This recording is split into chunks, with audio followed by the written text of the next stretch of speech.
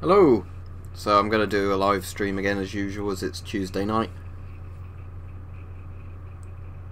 Alright, yep, so I'm going to do a live stream, probably sort of at least an hour, maybe a bit longer. We'll see, depending on, how good the conversation is and everything like that. Just before I started streaming, I tried moving my webcam into a few places. But unfortunately, I think where I've got it at the moment is still the best angle. There was an angle I was trying it at, a bit further back from my screen. I was hoping if I put it there, it'd look better, but I don't think it did. So this is probably at the moment the ideal spot for it. What I could try doing, I don't know if it'll be any good, is just seeing if I can move my screen back ever so slightly. Just give me a moment. There we go. That's not going to change much. All it's going to do is it's just going to make the frame a little bit bigger, because obviously the webcam is ever so slightly further back now. Alright, Richard? Well, there's that Article 13 thing, isn't there? That's been passed at the moment, but I still don't really know too much about that. Like, I mean, I know what it is, but when you get very, very sort of vague legislation, it doesn't really mean anything until, you start seeing what's impacted by it. They're deactivated.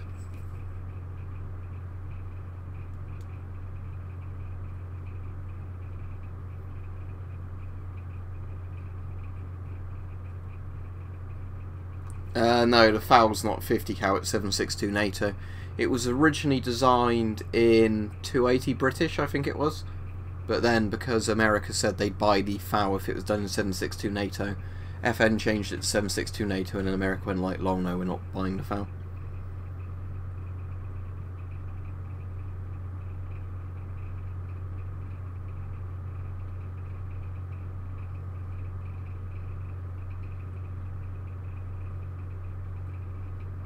What crossbow did you get?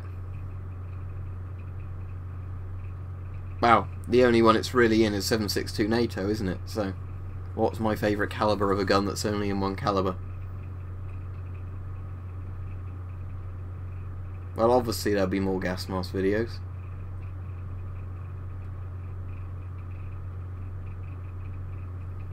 Favourite game is Oddworld's Abe's Exodus, but that's a pretty old game, but the remake of that's meant to be coming out within a year or so. Read the description.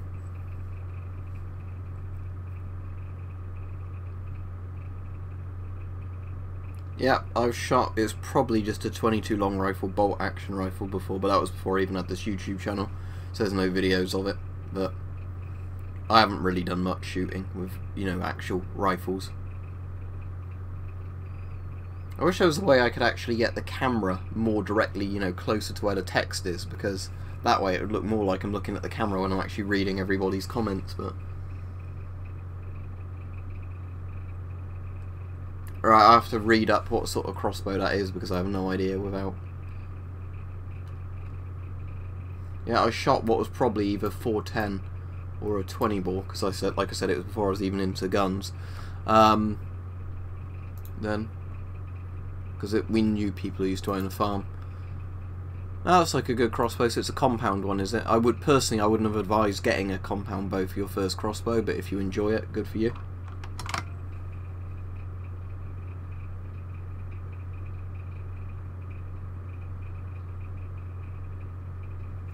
Yeah, at least it's cheap to shoot, isn't it?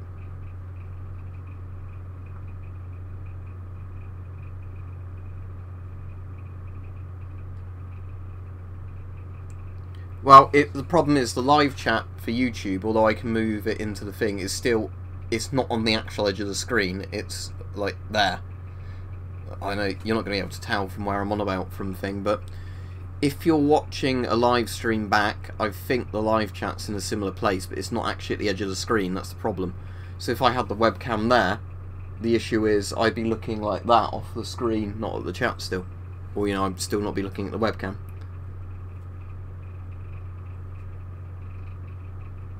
Yeah, if just search on my channel if you're interested in what I've got, because I'm not going to constantly say yes I've got this mask, because most of the time when people say have you got a certain gas mask, the answer is yes.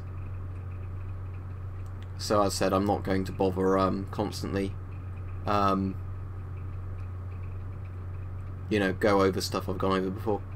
Yeah, I'm alright, thank you Stu, hope you're alright.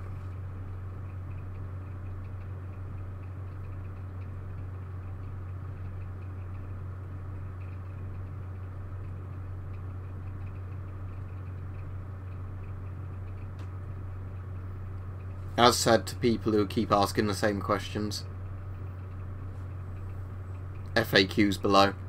Read that before asking a lot of the questions that people repeatedly ask. No, sadly never been to America. I've been to most places, well, don't know if it's most places in Europe, but I've been about to like a dozen European countries, so.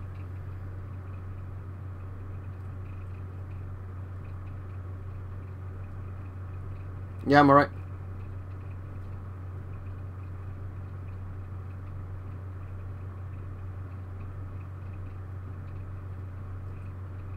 Just waiting at the moment for some actual real sort of comments to start coming through. I think with modification you can get them to connect to air tanks, but most of the videos where I've seen people do it, they've rigged it up themselves, so I don't know how well it would work with all of, like, you know, the like safety valve type things that you have with oxygen tanks or air tanks.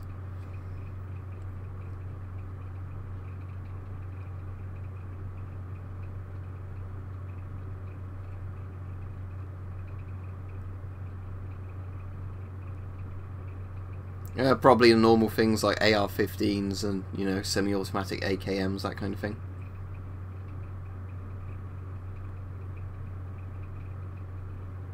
They're just Ghost hoses, so you can either get a Chinese hose to fit a Czechoslovakian CM3, because that's a normalised hose, or you can put any of the Soviet style ones on it. Yeah, filmed a video this morning. Mike, it was the one I sent you a message about. It was one where I basically did sort of a politics video to keep it separate from all my other content. So it's like basically saying in the video that here are some of my thoughts on certain things to do with politics. If you want to discuss politics, do it in this video. That's strange. Don't know why it would make it less powerful unless it just couldn't bend as far back or something.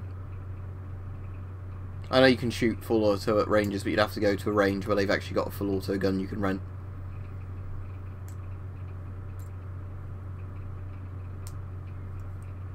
I find the Cold War to be pretty interesting.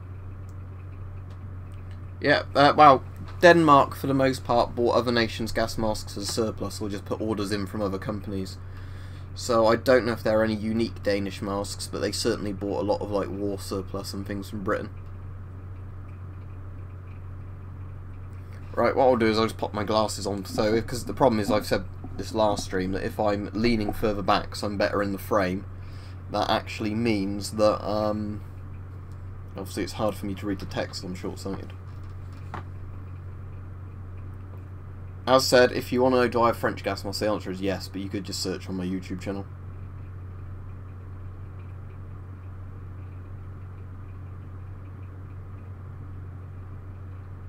As said, we've got the political disclaimer in there. If people keep asking political questions, obviously they're breaking the rules of the stream. No, GP5 is fine as long as you can get filters that actually fit it. I don't even know that knife, so I can't comment. I can tell you, but like I said, I'm getting a bit annoyed when people keep saying, when's the next gas mask video? Because most of my videos are gas mask videos. So as soon as there's a video that isn't, people seem to freak out. Right, I'll let you know. Hang on. Right, today's date is the 26th, isn't it? Tomorrow. There's a gas mask video tomorrow, there you go. There isn't a hose covered with asbestos-y material. But if you have one hose that's rubber and one hose that's rubber covered with material, the one covered with material is going to be stronger.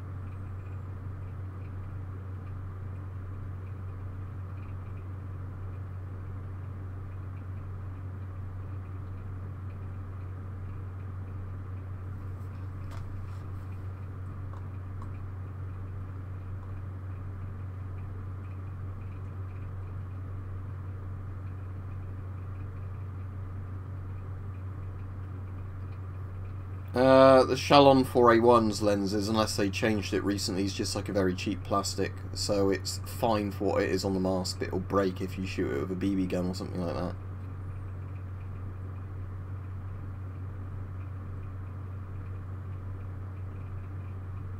That's a good idea. Yeah, because I assume a bouncy castle blower is going to move a lot of air, isn't it?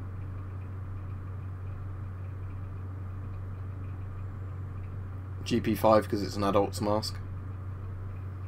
Yeah, as I've said before, Chinese filters have normalised threads, meaning they fit on any Soviet mask or NATO mask.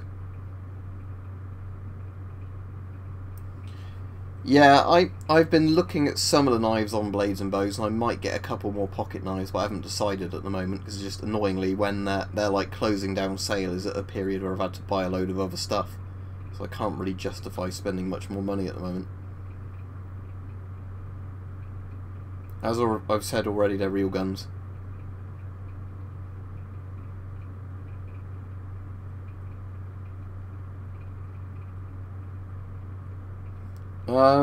Have a look on eBay, Moss and Nagant. That's the only thing I can suggest. If you see cheap outserts on there, then you find them. Obviously, if they're not on there, you're not going to find them. I just said it's real.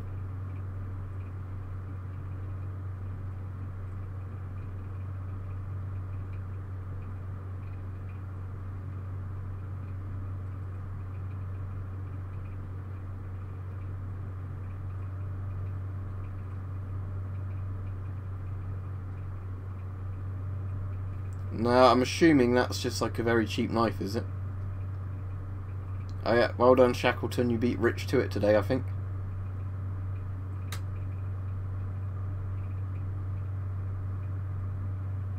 No, I'm not going to bother getting masks out and everything for the stream. And the oldest mask I'd have would be one of my World War II ones. My favourite knife that's UK legal carry is probably a Swiss Army knife. Again, it's a thing. It's a bit of a problem because when you say not legal carry, do you mean not legal carry under normal circumstances, but if you had a reason for carrying it, it could be justified, or do you just mean like a knife I'd never ever, you know, carry on me at all, but would be a knife I'd like more? Because that changes my opinion quite a lot.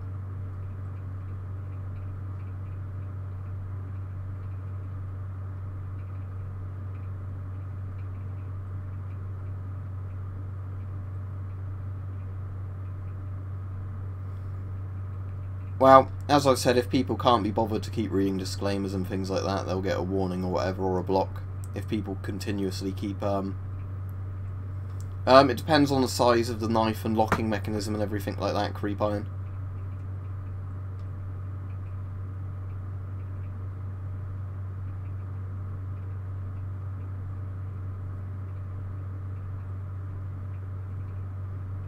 So if it's...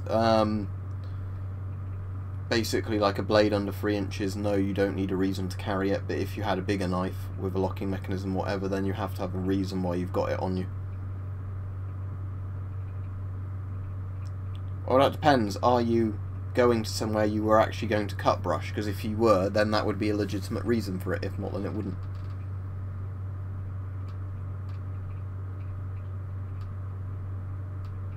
Probably pepper spray, I'd say. It's more reliable from what I understand.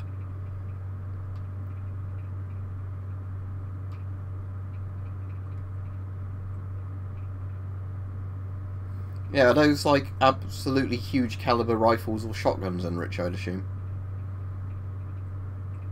Well, I'd say you just got a decent price the first time, but FM12s are coming down in price rather than going up in price from everything I've seen on eBay, at least in the UK.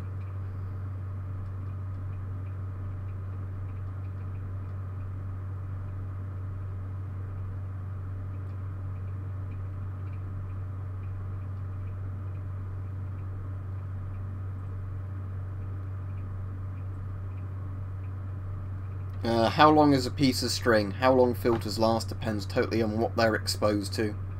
How old the filter is, what model filter it is, so I can't tell you how long a cheek filter would last. Could be minutes to a few hours.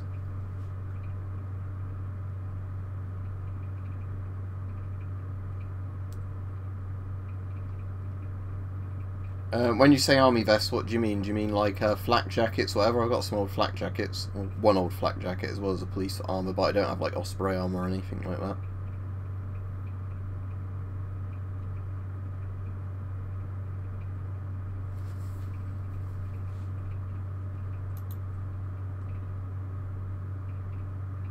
Well, I've got two. Well, I've got one Kevlar vest and one flak jacket, which is ballistic nylon. That's a cool sounding thing then, Rich.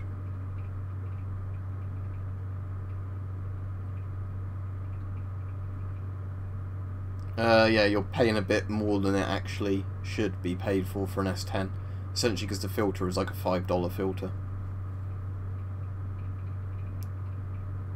And again, people who are asking me comments about things that should be very obvious from my channel, you know, I'm not going to bother answering them. What do you mean, can I do a test on gas mask, be more specific? The video tomorrow is a gas mask test where it's dumped in alkali.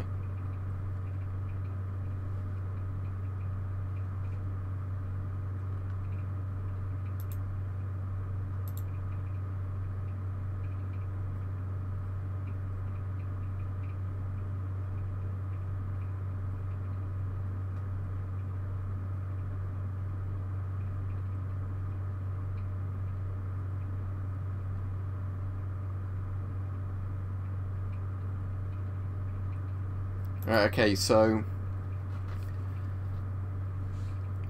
they're both GOST filters, yeah, because MS4 are GOST filters. I'd go for the newer ones if they're very similar in price.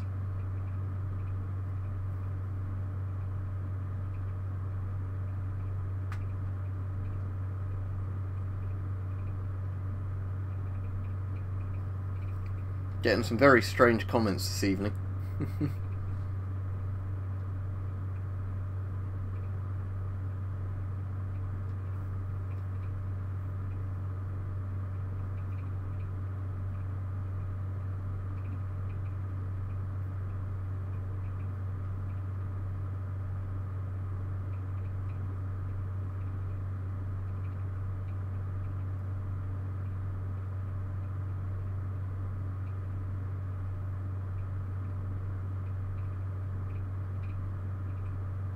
At the moment, it's just a Seiko Kinetic I've got on, but I've got a new watch on order that might turn up tomorrow or Thursday, so I'll be daily wearing that as soon as that comes in.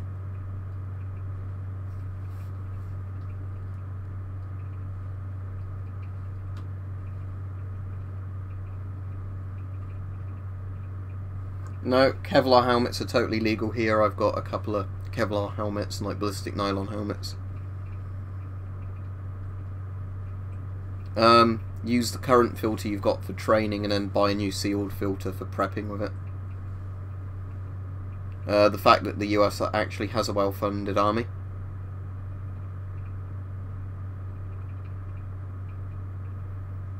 You already asked me that question and I said a GP5. I suppose it depends how big you are.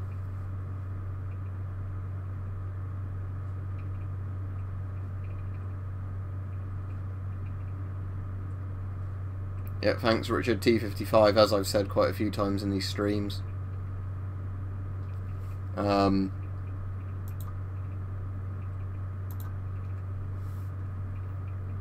know, don't discuss anything like that.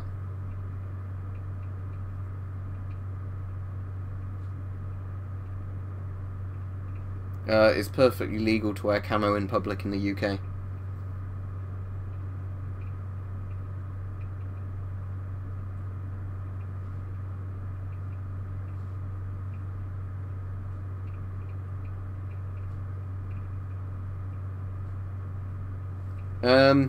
Lots of repetitive questions, sadly, this stream so far.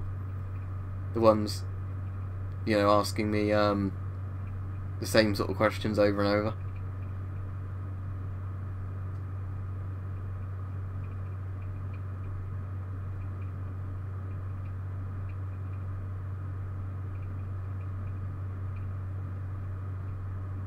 I get most of my masks from eBay. You can get some now and again on Amazon, but not that many in comparison.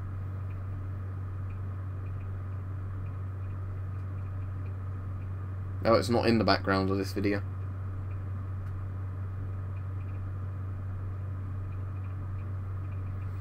Well, the CT12 is going to be quite expensive because it's a very specialised mask. The FM12, however, will be £30 to £50 sort of price. The S10's sadly going up quite a lot now because the stocks are running low.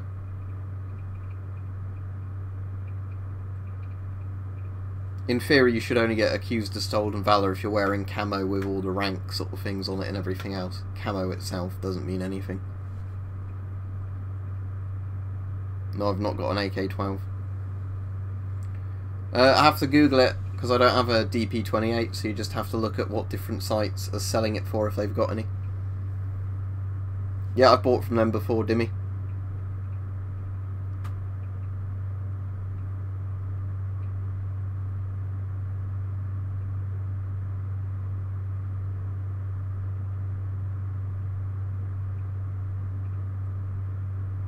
As I've said quite a few times on here about airsoft, the problem is for me, although I actually quite enjoy it when I'm out doing it, the problem is it's just simply that there's only one place near me that does it, and it's on days I work, so I haven't bothered in ages. The Sterling was much better than the Sten. The Sten was obviously made to be really cheap to produce, but the Sterling was all round a much better submachine gun. Which Halloween special? Multicam came before MTP, I think you'll find. I think the MG42 makes a pretty good sound.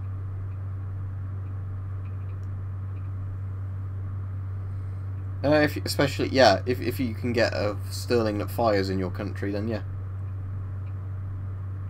Again, all the people asking like questions, why do you do videos on certain subjects? I've done videos explaining all that before, and I'm not going to keep going into stuff. I think you can pretty much ask anybody why they have hobbies, and you can't have a explicit answer for that.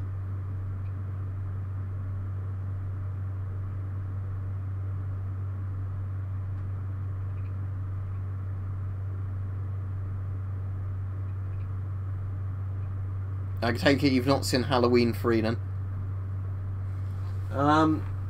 It's got a bit of metal on the back of the buttstock, but I don't know if it's brass. It's like the same kind of metal all the rest of the bits the gun are made from, so I doubt it's brass.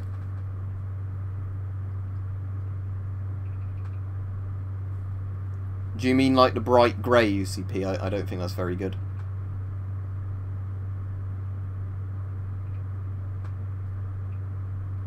If it's MSA, it'll be America, you know, Mining Safety Appliances, or whatever MSA actually stands for.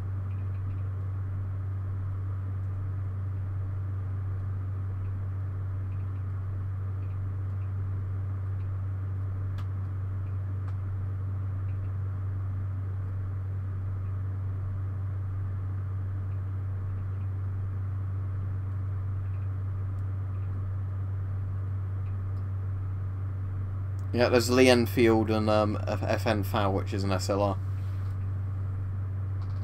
The PPS 43 shoots the 7.62 by, is it 25mm Tokarev round? The bouts I really like. I've got two of these, but I'll take the one I've got on off because I'm sitting down. It's not like my trousers are gonna sit down. Is ended up buying two of these. They're from Next. Now I don't know how well you're going to be able to read the writing on the back because it's going to have faded a fair amount, but you know, it's a properly thick, decent leather bout.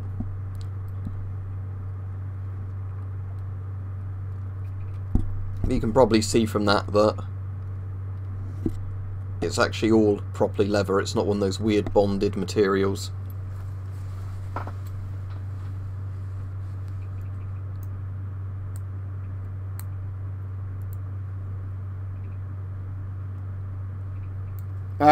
As I've said in the other video, I've got like a respirator in the car and I've got a first aid kit in the car, but I don't keep loads and loads and loads of stuff in my car.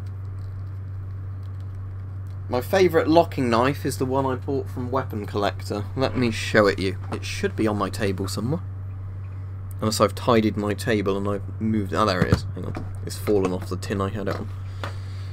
So it's a Tangram Amarilla. So obviously, as you can see, lock knife.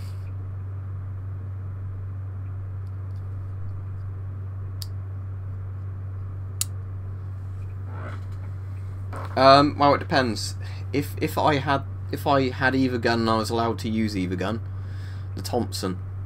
If it was a logistics question of what my country would be manufacturing, the PPSH-41.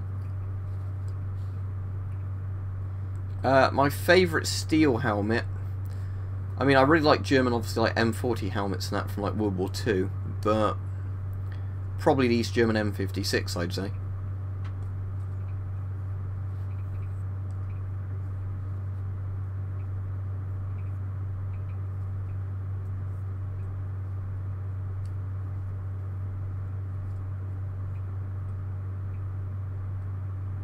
Yeah, I quite like the new Halloween film, Stu. Definitely a lot better than I was expecting. I still think my favourite Halloween films are the first one and Halloween 3. But I thought, yeah, compared to most of the Halloween sequels that have been made, the new one was pretty good.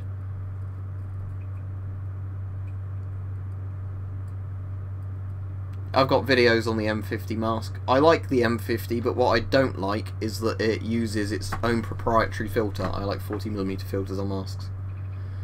My next stream will be tomorrow, but I can't tell you at what time of day, because tomorrow I'm actually doing stuff. So I'll probably be free in the evening to do a stream, but it might be I do one in the morning again. It really depends. It depends on, you know, like what time I'm not free to do one in the afternoon, but I am free, you know, in the morning if I get a load of jobs done early enough and stuff to do a stream then. Or it might be, you know, I film a video in the morning and then I do a stream in the evening.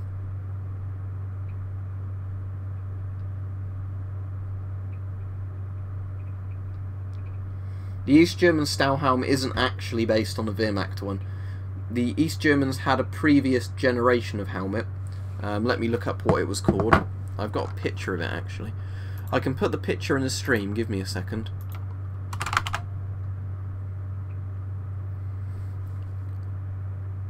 Right, here is a picture of, yeah, it's called the M54 helmet. So here's a picture of East German M54 helmets, and this is the one that was directly influenced by the design that Germany or Hitler rejected during World War II. Notice it's a lot more square than the traffic cone one they then went with. So here's a picture of Jeremy Clarkson with an M56 helmet on.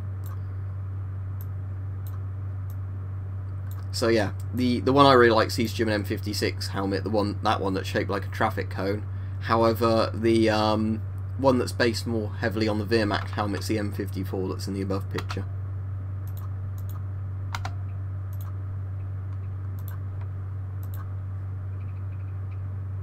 I've got a few World War II helmets, yeah. Yeah, they're similar to the Fallschirmjäger helmets.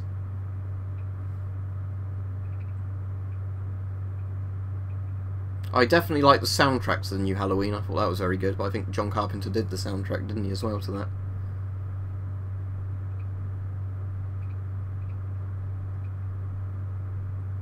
Well, you have to link, well, you can't link to it, can you, in the stream? That's any problem, but I've never actually found any evidence of that. Everything I've read is it's the M54 helmet.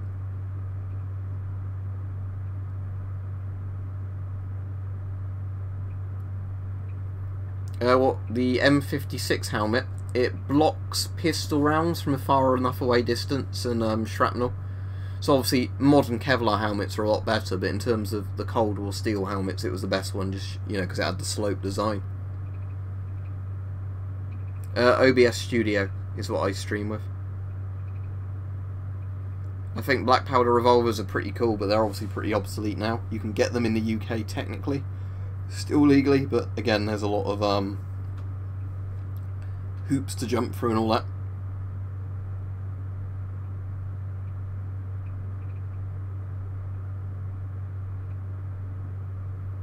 And what's the Yugoslavian Cold War helmet?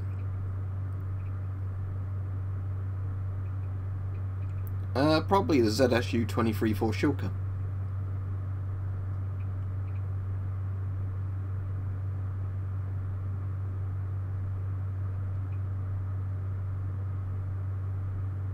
Let me look it up. I think I know which one you mean.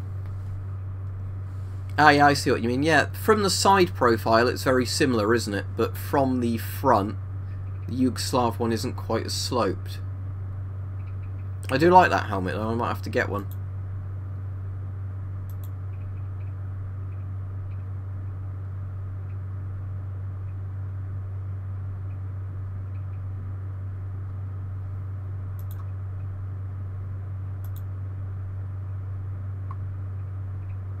Obviously there's different variants of the helmet, because I think it's saying some versions have a version which has like a bigger ear bit, but other versions don't. So I think the one looks cooler with the bigger ear section.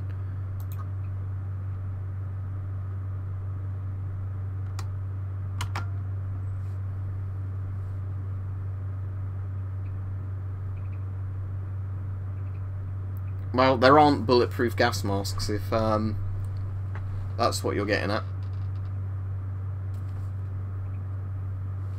I only have Kevlar armor. I don't, as I said earlier in the stream, have any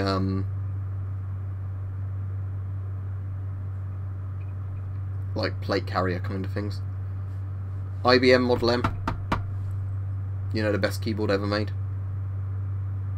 Yep, I've got a Soviet tank helmet. If you'd seen my videos on my MM1 gas mask, you'll see that.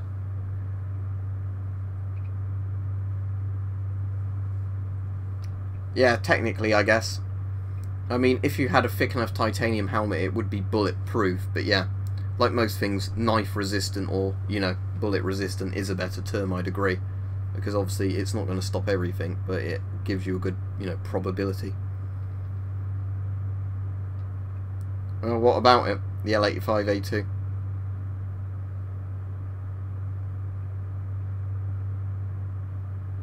Right, I can have a look, but if YouTube's held it for review, I won't be able to see it. Let me have a look, T55.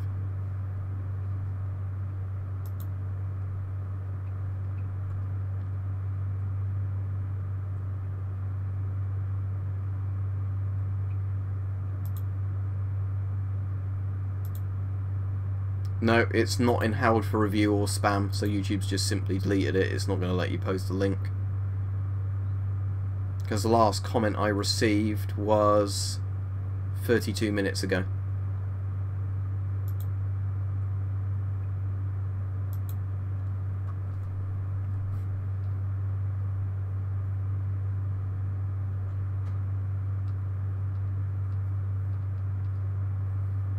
I'll Google it, and I'll see if I get any results from Googling it.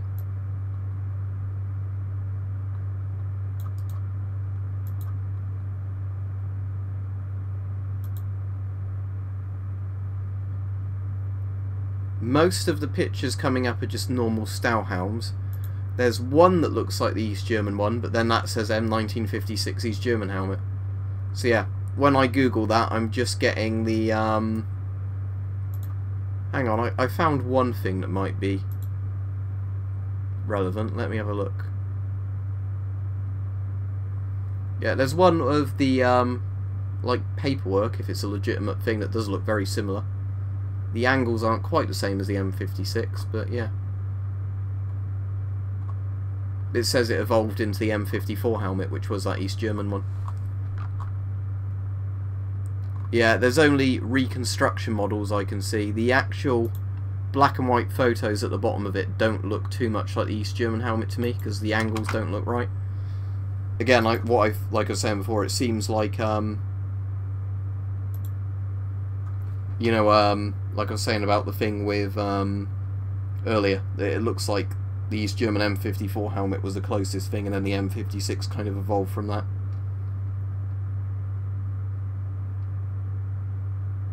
Oh, I don't know what gas mask you've got, so I can't help you with that.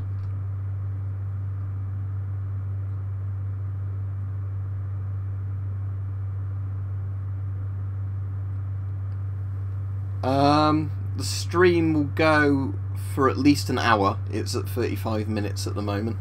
But yeah, it depends how good the conversations are, really. Sometimes, you know, when there's lots and lots of you know, interesting things being asked, then I'll go on for longer. If it ends up being, you know, lots of what's your favourite gas mask over and over, then I'll finish it at an hour.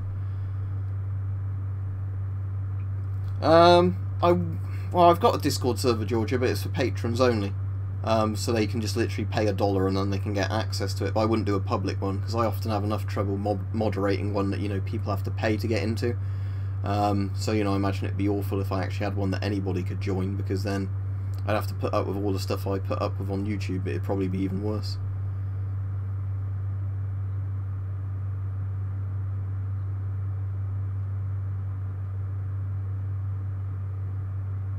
Well, I'm just going to warn people now, if they start insulting each other's countries in the chat, I'm going to start handing out timeouts or blocks, because, like I said, I've got nothing against anybody.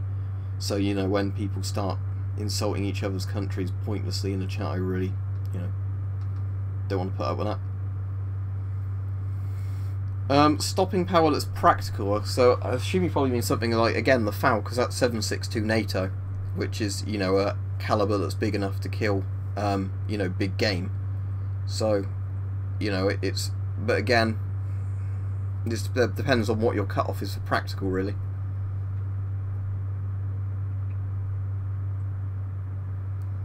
Pretty much, yeah, because as said, with my patron, it's more about supporting me. There's not any, like I say, it's more like if you want to support me, really.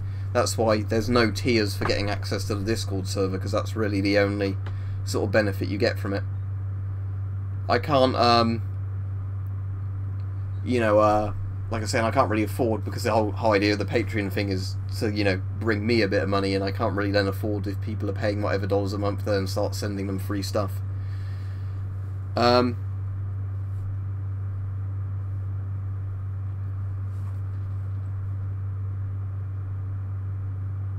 With regards to merch, I'll bring this up now,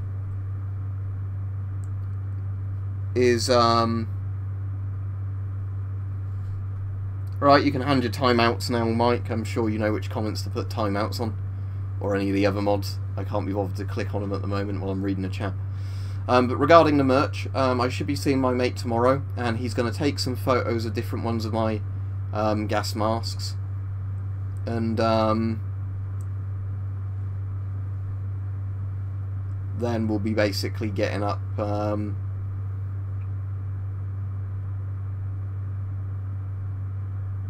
yep.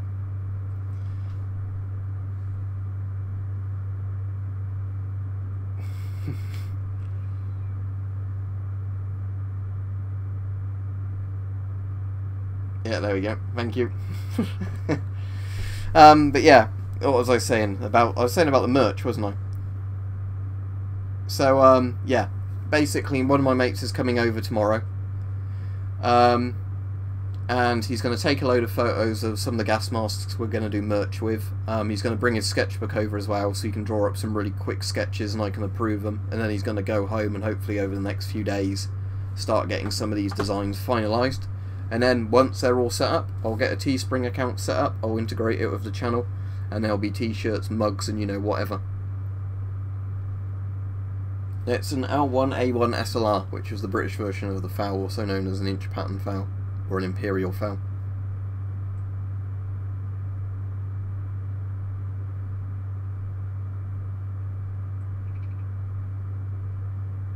I have no idea what you're on about when you're on about brain power.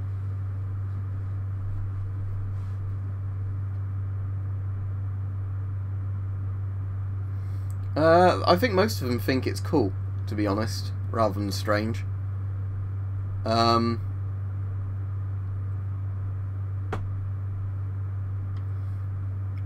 Yeah, I'm trying to sort of think if anybody's ever said, oh, it's really weird. I mean, I've had quite a few people go, oh, like, that's not a proper job, you shouldn't make money from YouTube or something like that, you know. But I do work actual, you know, a real job as well at the weekends, but...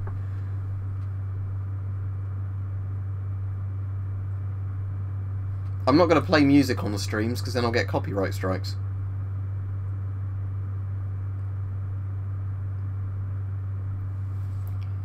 Well, I think, yeah, most people think it's a good thing. I've met a couple of people again who are like, oh, it's not a real job kind of thing, but most of my mates think it's really cool, you know, because it's one of those interesting things you can say to people, can't you? Oh, I make YouTube videos and I get paid for it, and, you know, I do it as a hobby that, you know, I essentially get money from. and people find that, you know, really fascinating and cool most of the time.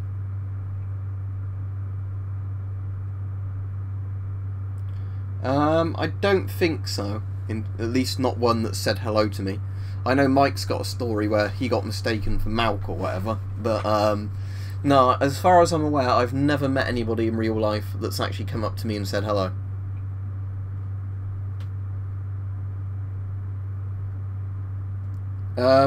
Really depends on the gun. Does what perform better than expected, Vladimir?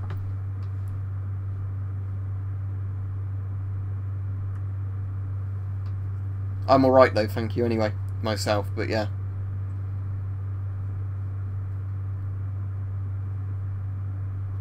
Oh, the car. Yeah, the car's good. It's got its first service this Friday, actually. Yeah, this Friday. So it'll be like a year old in on Friday. Roughly a year old anyway, because it was registered, I think it was March 2018. But I didn't buy it until July 2018 because I bought it as a pre-reg, so it only had like 50 miles on it. But it meant that, you know, they knocked off a couple of grand basically of the price of the car because it was, you know, not a brand new registration plate.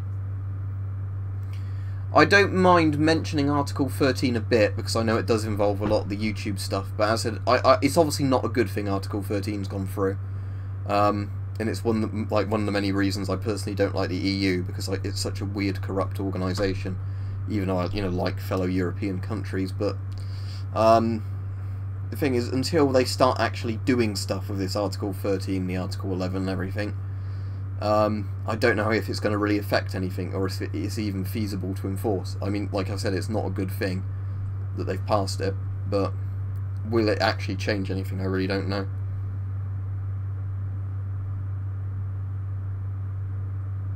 Yeah, I think if you voted to leave or voted to remain, I think you're going to be pretty pissed off with the politicians at the moment. Because like I said, you might have missed it when I said earlier in the stream that I did a video today I filmed on my political opinions, you know, about certain things. So I thought I'd contain it to one video, and if people wanted to chat about politics, they'd, you know, could do it more on there. I voted to leave, but that's because I don't think the EU could really have been reformed. And I think when you see stuff like the Article 13 stuff today, you kind of understand, like, that's where I'm trying to come from, at least, that, you know, they keep putting more and more and more legislation on everything. But because I'm pretty libertarian, I'd like a smaller UK government as well. But I think this whole process also has shown just how bad our politicians are as well, at just squabbling and bickering and not doing anything. Obviously, MPs are meant to be elected to serve the country, not, you know, just whinge in Parliament and not do anything. I have no interest in football, so I don't care about Celtic or Rangers, and that's a pretty political question, really, isn't it? Yeah, the airbows are very interesting, but the problem is I've never seen them in the UK for a decent price. Most have been well over £1,000. So while I'd get one if they were a lot cheaper, you know, I have no interest in paying that sort of money for them.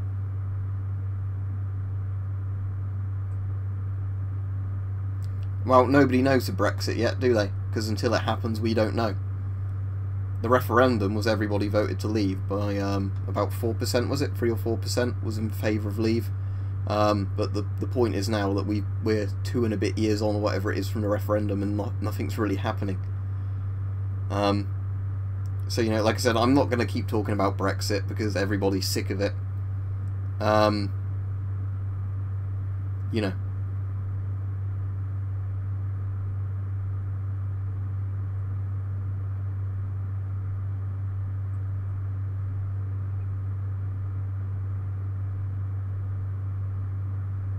What, $600 plus, sorry?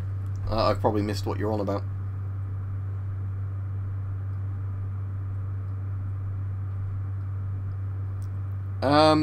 Well, it depends on the country, doesn't it? Because in most European countries they use the euro, because that's what the EU... That's like I said, I wanted to stop talking about the EU, but I'll finalise off about this if you don't know how the European stuff works. So in Britain we still have our original currency, which is pound sterling. Most European countries used to have unique currencies, like the French used to have francs, Italy used to have liras, you know, Spain had pesetas and everything like that. And what's happened now is nearly every country in Europe, not all of them, but nearly every EU member in Europe uses the euro, which is like a centralised currency. The problem is because the economies are so different all over Europe, in EU member states, that currency, the prices don't equate and work properly. And I think it was Slovakia that when they went to the euro from their original currency, it did a really bad thing to their economy, and lots of people lost loads and loads of money because they basically just had loads of money wiped out overnight when they switched currencies. Which is why countries like Poland and the Czech Republic and Hungary, don't want to join the euro, because they know it would actually make everybody poorer in that country. They're better off for keeping, the zloty or the, whatever else, florins and kronas.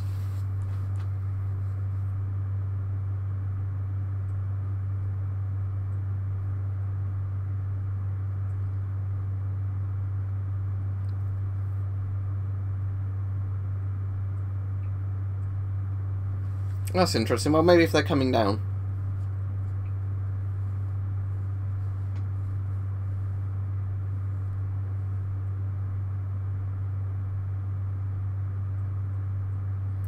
Yeah, I've watched Scalagram's videos and Lindy Bage's. I find Lindy Bage's videos funnier, to be honest, but I think that's because he tries to do more of a comedy thing, doesn't he, on his videos?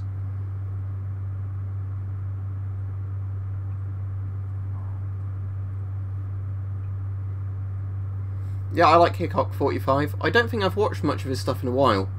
Paul Harrell's probably my favourite YouTube gun channel at the moment, but that's because his stuff is very, very informative, kind of slow videos, which certainly wouldn't suit everybody. Sorry, my jaw's a bit achy now for some reason. But yeah, Paul Harrell's probably my favourite YouTube gun channel. I do like Hickok, and I like Forgotten Weapons as well. I like prog rock quite a lot. There's a lot of genres I like.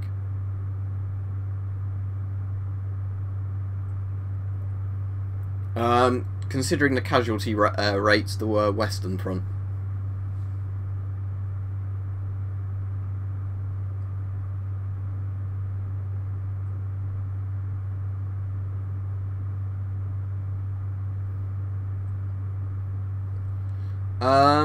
No, because it's meant to be my mate who's buying a Bock and now Peach, thanks for the offer. So he's meant to be getting around to that fairly soon. No, I don't think I've ever watched any anime, to be honest. I've watched a couple of like Asian animated films, but I don't think they'd necessarily be classed as anime, but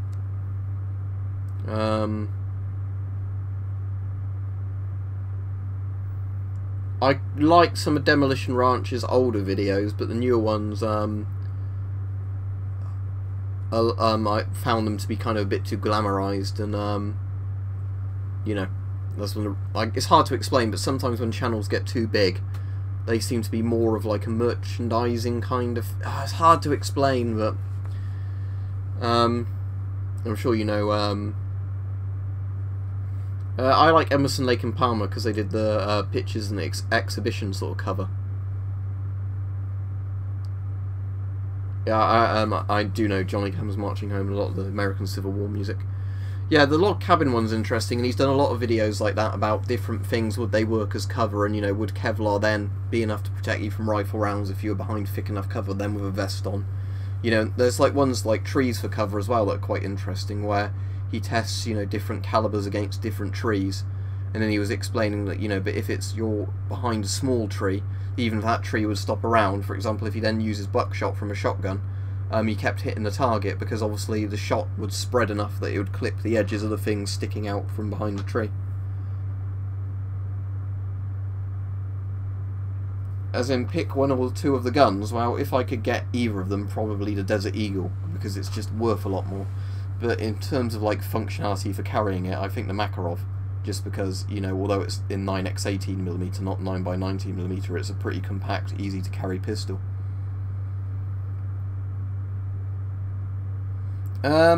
Sometimes I read a lot. I read a lot of not science fiction, sorry. I read a lot of non-fiction. When I read, it tends to be science fiction, whatever. But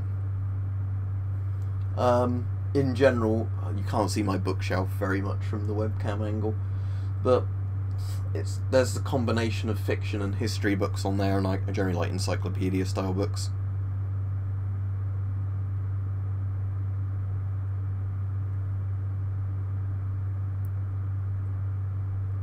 If I had to choose between a Makarov or any 9mm pistol of my choice, I'd probably go for a SIG P226, or, you know, one of the 9mm SIGs. Yeah, I've got a riot shield. That's there. You can probably hear it. I've got 2 riot helmets. Yeah, I've got Roadside Picnic. The book's down there on that bookcase for Roadside Picnic.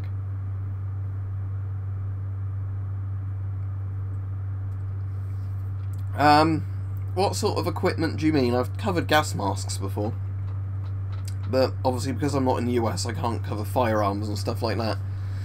So it depends how you mean equipment-wise. But like I said, riot helmet's fairly cheap. You can get Kevlar vests fairly cheap. Well, although it's not going to be super duper accurate, the Ruger 1022 is pretty popular for people, you know, learning to use rifles and things like that. Well, I've not used any American guns, obviously, because I'm in the UK. I've not actually read too many alternative history novels, to be honest, which is a bit of a shame, because I find that kind of subject quite interesting. But, yeah, it's something I should probably... Oh, sorry, yawning again. Ugh. It's one of those things where,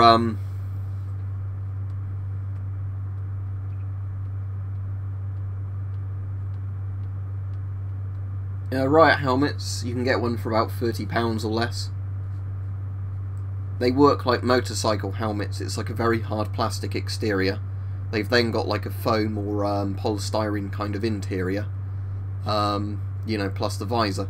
So the idea is that they've got a hard and soft shell to kind of absorb a lot of the impact.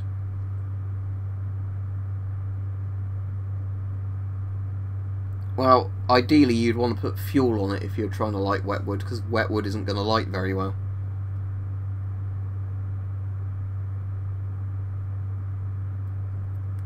If you want to get deactivated guns, sure, but obviously only buy them if they're at an affordable price and it's one you're actually interested in. Yeah, that's a good price, yeah. But like I said, £20 to £30 seems to be the standard price for riot helmets. Sometimes you can get them cheaper than that.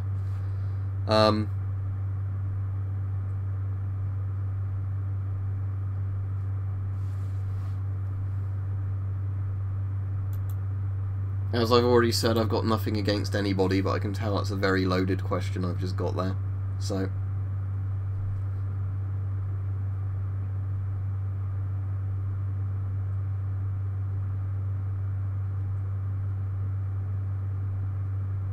There used to be a lot of milsurp I thought you could buy in the US very cheaply, like the Lee Enfields was sold really cheaply in America after World War II as well.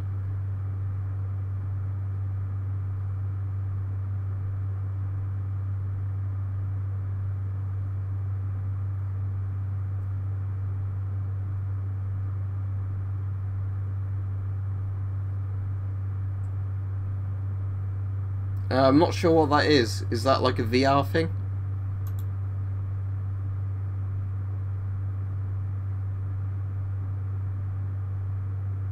That's pretty good, yeah. Now and again I keep getting tempted to get a PPS 43 because I do like it as a gun, but as I got the PPSH, it's sort of fairly similar, so...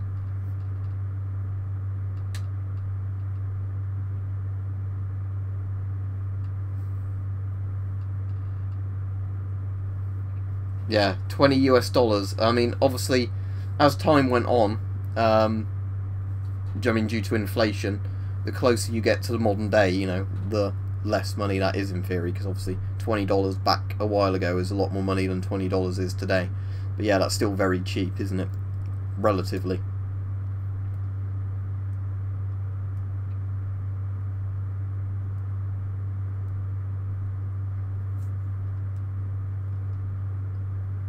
I'm sure there must be companies, though, aren't there, that still make 303 ammunition. I assume the issue is it's just nowhere near as common as 7.62 or 5.56 or anything like that, you know. So, relatively, it's probably an expensive caliber.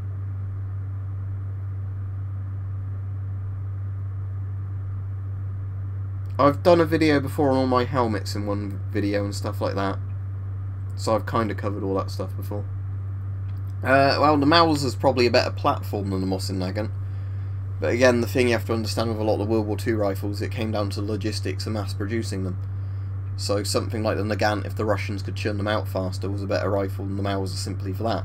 Not that it could outshoot, you know, Mauser. But then again, saying that, the Mosin Nagant was used by the best sniper in history. So there's always that.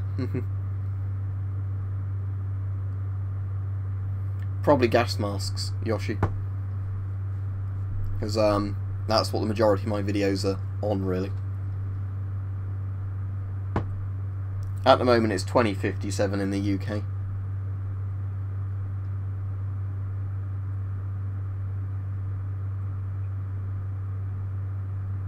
Is it in a different calibre than the Finnish Mosin Nagants? I know it was the Finnish model of it he used, but I assume it would have been almost identical.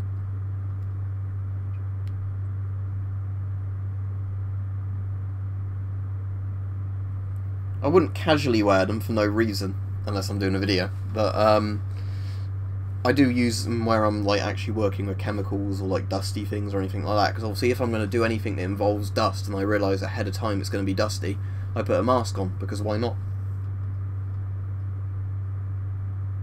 The BSA Hornet, which also might be sold under a Gamo name, is very good because you can get them for about £100 in the UK. And for, you know, it's for a 22 long, not 22 long rifle, you know, a 22 or 22 break barrel air rifle.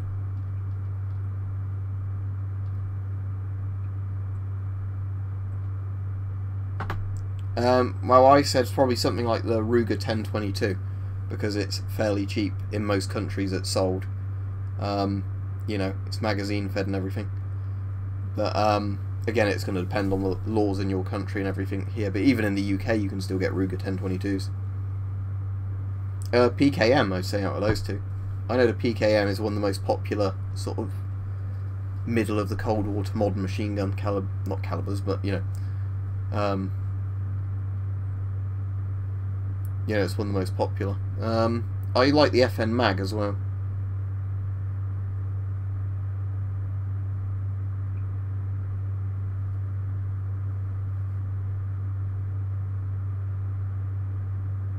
Personally, I wouldn't spend like 900, nearly £1,000 or euros on a gun, deactivated gun.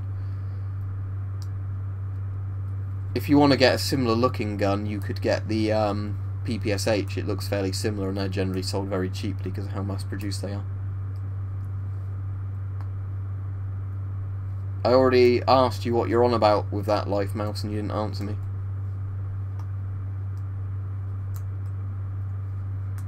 As far as I'm aware, there's no calibre restrictions, but certain calibers of rifle can only be sort of bolt action or whatever, rather than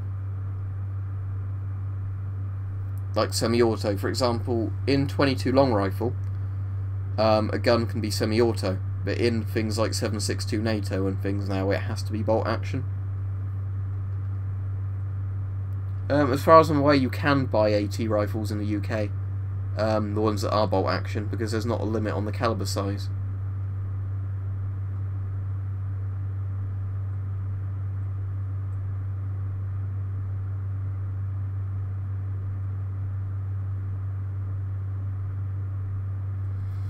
I think our laws are very badly thought out.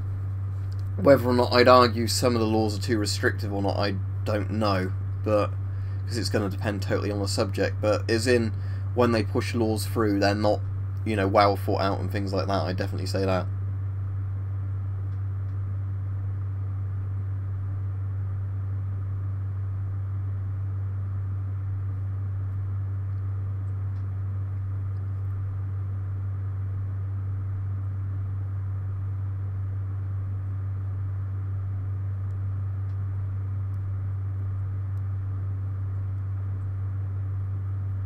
Yeah, if it's one of those full-size anti-tank guns, as in like an artillery gun, no, I don't think you'd be able to get that on a firearms license.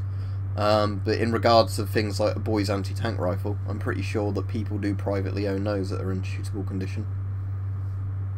Yeah, I'm saying I still don't really know what that is, so I can't really comment. So it's like some sort of cyborg thing, is it? But like I'm saying, I can't really comment if I don't know what it's about. How much is a sterling? because if you're going to buy one, sterling's a better choice than the Sten. There's not really an answer to what's the most protective one, because in theory, if you've got a mask that has an airline going into it from like an air tank, that's far more protective than the gas mask is, because filters have their sort of drawbacks compared to air supplied masks.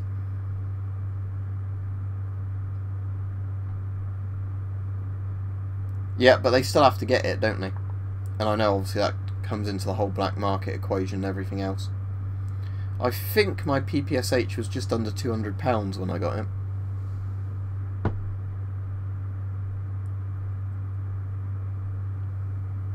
Yeah, apparently I was saying this in another stream as well, that in lots of US westerns and things, they ended up using real Confederate and like Union cavalry swords rather than actually getting reproductions and things, because it was so cheap at the time to just still get massive amounts of them surplus.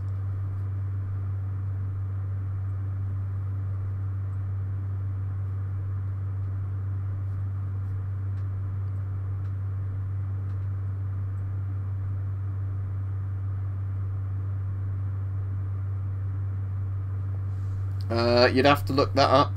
It depends where you stop defining it as a bullet and you start, you know, defining it as a shell.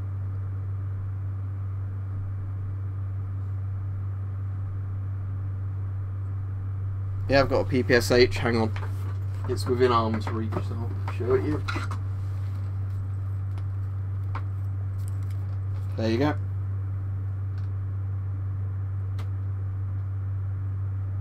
So that's proof I'm not just randomly making up that I've got a PPSH, I do actually have one.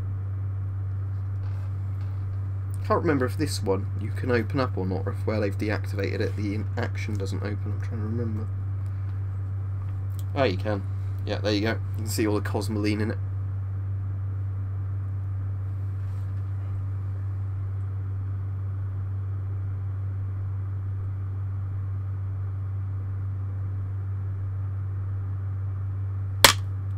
Now I'm trying to remember how you close it again. You just have to push the latch back. Yeah, there we go. And it holds in, doesn't it, on friction. Yeah, there we go. But yeah, the problem with this is it's got so much cosmoline off, even after wiping it off a few times, it smears everywhere still.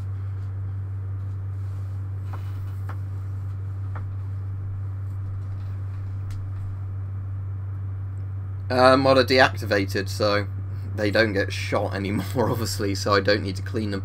With a couple of them, if I've got them down and handled them too many times, I polish them up a bit to get any surface rust off of them that might have come from fingerprints and things like that. But in general, a lot of these rifles are made to be pretty tough.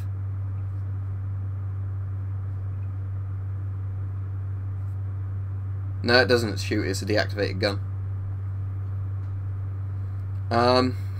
Again, I buy most of my surplus from eBay, so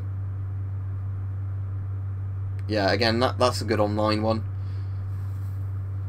The one near me is closed now, unfortunately, so that's not around anymore as a physical store.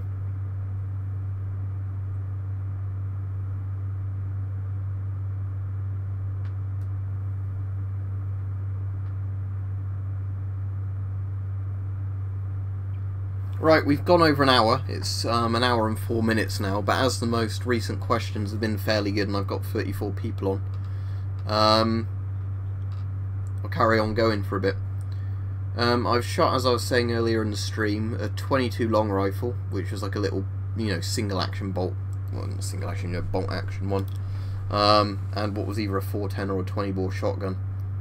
Single barrel, you know, break barrel one, but that was years and years ago before I even started this channel. Otherwise I'd have done videos on them, but that's just where we used to know people that owned a farm, and they don't even own a farm anymore, so I don't know if they even still have the guns.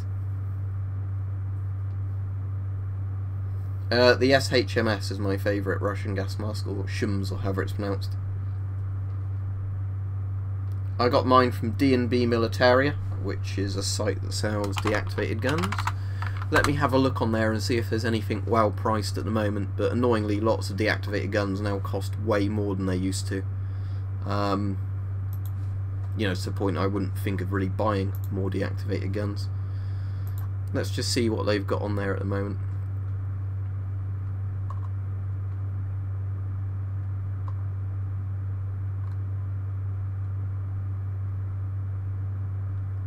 Annoyingly, they've got lots of replica ones, but the replica guns you can't actually buy without a license, unlike the deactivated ones, because of the Violent Crime Reduction Act.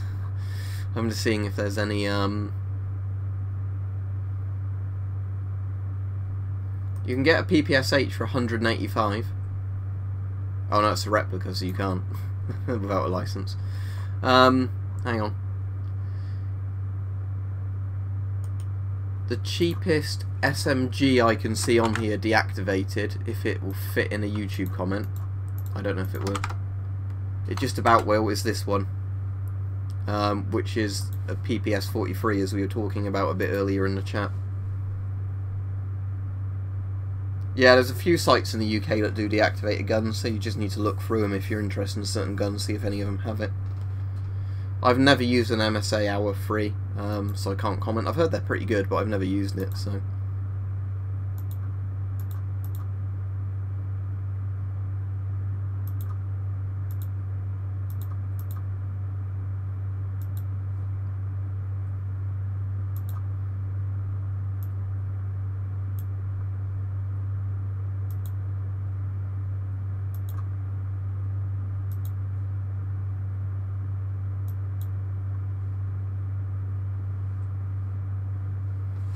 Well, Warsaw Pact had much better civil defence than NATO, but it depends on the time period as well.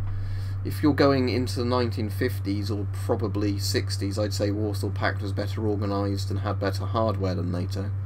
Once you go a bit beyond the 70s, NATO definitely had the edge when it came to electronics and everything else. As far as I'm aware, invisibility suits don't exist, but you can always prove me wrong.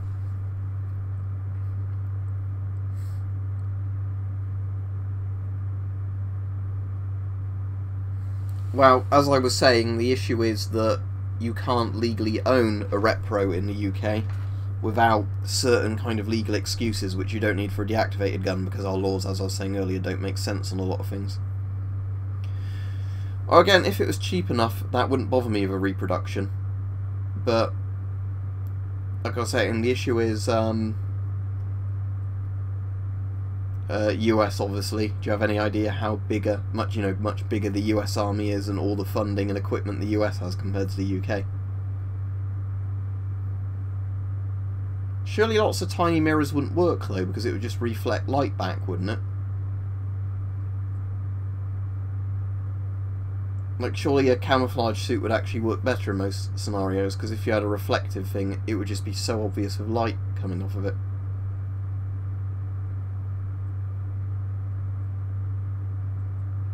I mean, yeah, if it's cameras, I could understand, you know, that are filming behind and filming in front, and it's like replaying it as a video. And I've not fired an SA-80 because I'm not in the army. Right, I'll search Japanese invisibility suit.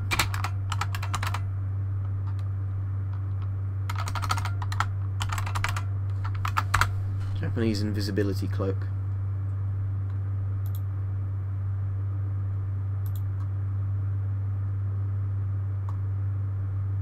Obviously I can't watch any videos of it now.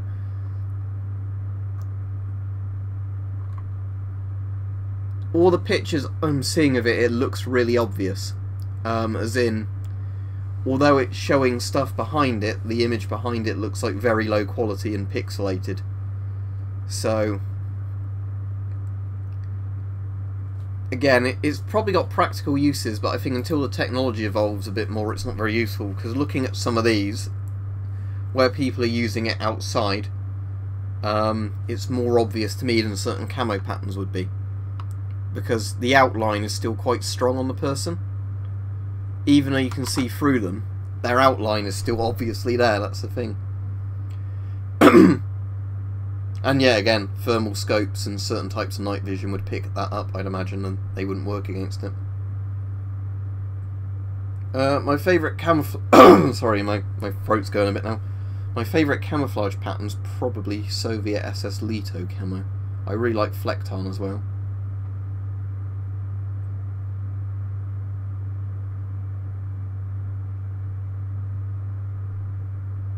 My favourite of all my guns is probably my SLR.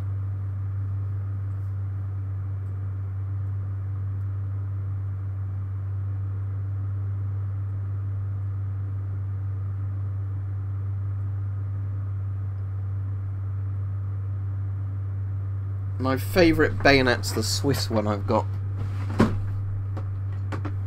End up showing this most streams actually.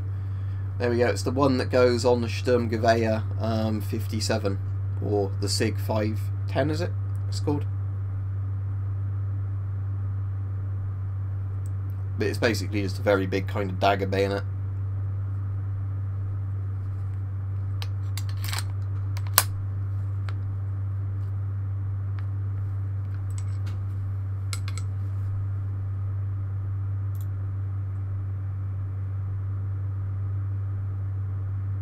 Yeah, well that's the thing with these, they were obviously mass produced, a lot of them weren't issued, and then they're made from materials that as long as they're stored properly aren't ever gonna kind of, you know, because it's mostly by the look of it stainless steel, and I think that's wood. It looks like plastic, but I'm pretty sure that's a wood handle on this. Yeah, from the feel of it I think this is wood rather than plastic. I could be wrong, it might be a type of plastic, but it feels like kind of wood that's just been painted black. Yep, they produced lots of very low quality katanas during World War II to give to officers.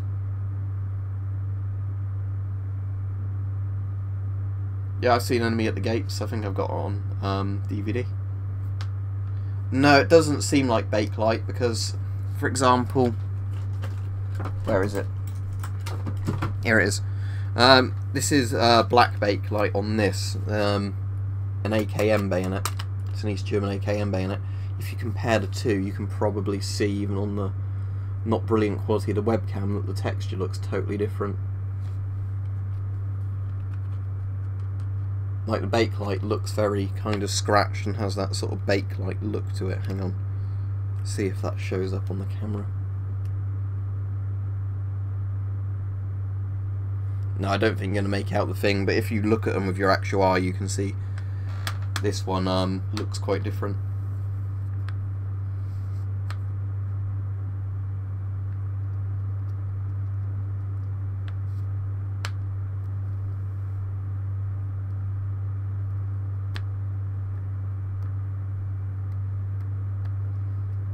Yeah, it could be some kind of plastic, I'm not sure, but for example, the plastic sheath on this feels very different than the knife handle. Like, if you put them together, you can tell these aren't the same material. So I'm thinking, you know, it's probably wood. I mean, I could, I suppose, because there's screws, I suppose, if I really wanted to. Hang on. Let's do a little experiment, shall we? Because I've got my Swiss Army knife in here. Just give me a moment. Is it in this jacket pocket? I think when I was demonstrating the stream the other day, I put my Swiss Army knife, didn't I, in here? Yeah, there it is.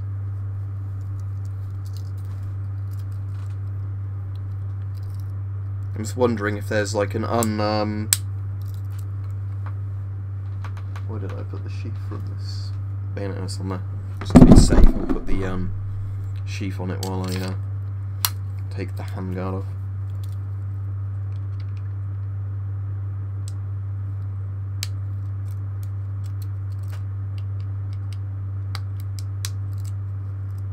I'm just interested to see if, you know, there's any different coloration or anything underneath this bit if it comes off. Or is this the lug it's going to take off? I'm not sure. I think that's the lug that's coming off.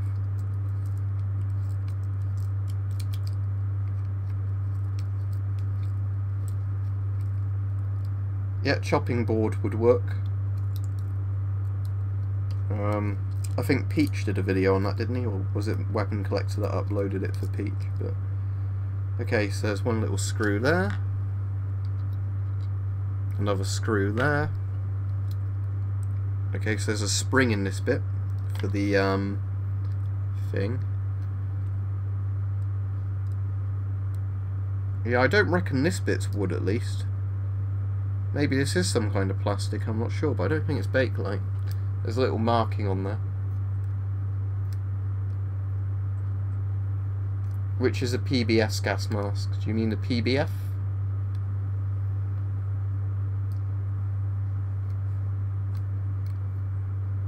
I don't think I can remove any more of this though from there, so I'll just put this back on. So yeah, it didn't tell me all that much, I'm afraid.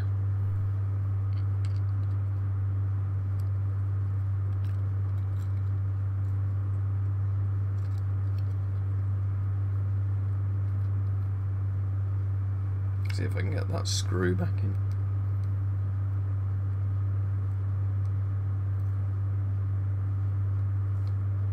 Yeah, there we go. Now if I get the smaller one in, and I'll just tighten it up with the screwdriver.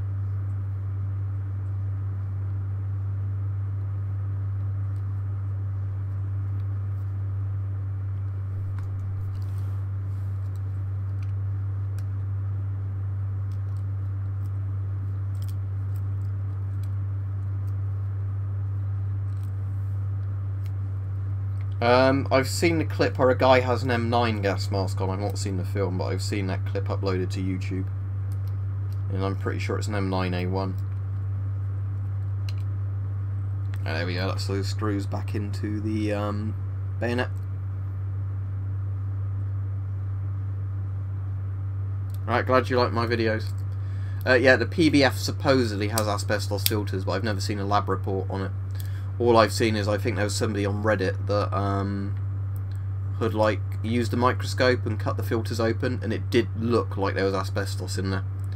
But again, I've not read a proper lab report. But you know, like I said, all Soviet filters, it's probably best not to breathe through them.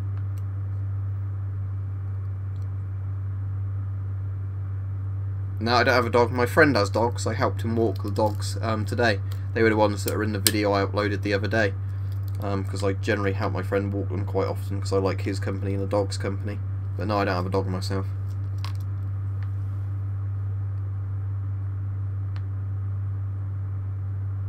There we go, that's put back together. What did I miss about people talking about stab-proof vests? I'll go up a bit and see if I can find what you're all about.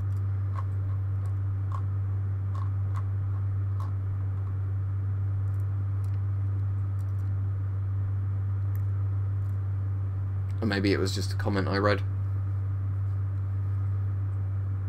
I like most breeds of dogs if they're friendly, but I generally prefer larger dogs. Like my friend's got spaniels, and I think that's as small as I'd ever want to go for a dog if I owned one. But you know, I like things like German Shepherds and Rottweilers and Dobermans and that kind of thing.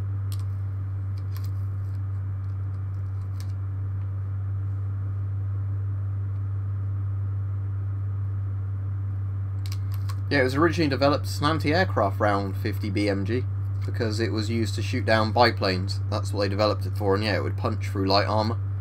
But obviously as armour improved on tanks, you'd have to then use, you know, like small calibre anti-tank guns, and then obviously up to the heavier anti-tank guns.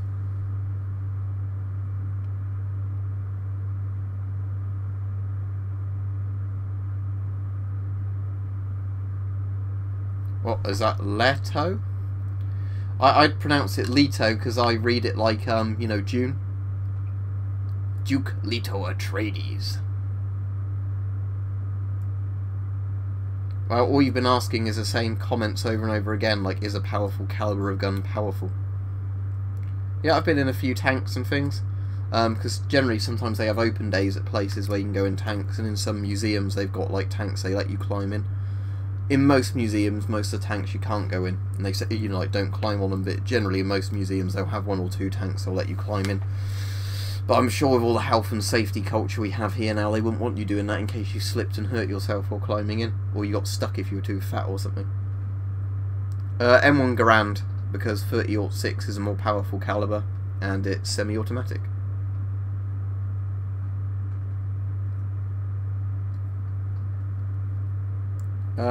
My most expensive mask is probably my XM28, at least in terms of how hard it is to get in the UK.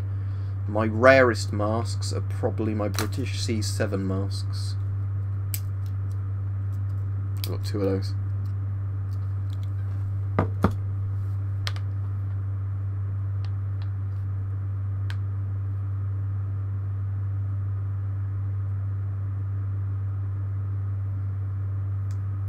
Do you mean like a railgun?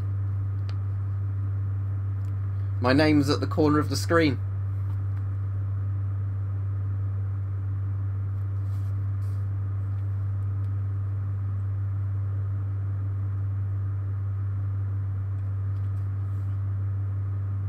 Yeah, railguns, they're quite interesting, aren't they? Because the idea is that I assume you use loads and loads of magnets in a row to make projectile go even faster using electromagnets.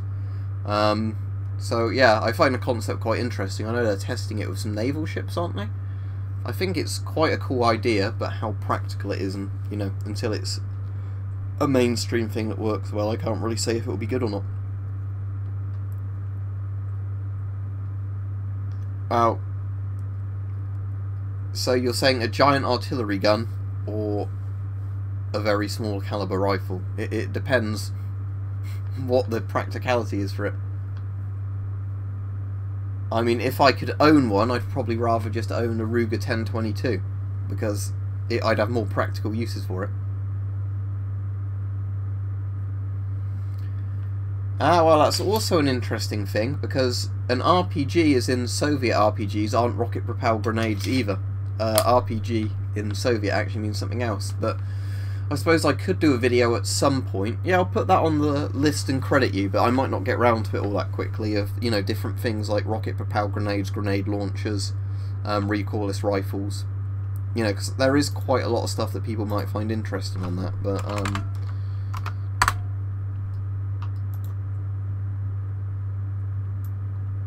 so let me credit you, Dr. Terminator Show. And I can at some point get round to that, but there's still other videos that people have asked me to do that I haven't got round to do it yet.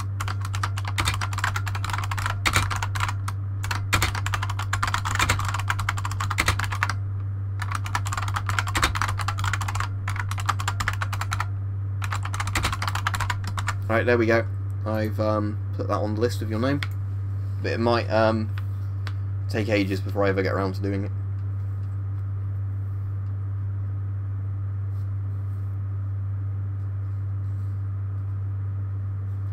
Brody helmets are very good for World War I helmets, but they're obviously quite antiquated now.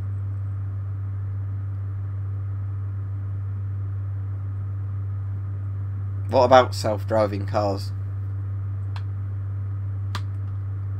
Well, that's what I assume everybody's currently on about, the giant German railway cannon. That was, you know, totally impractical.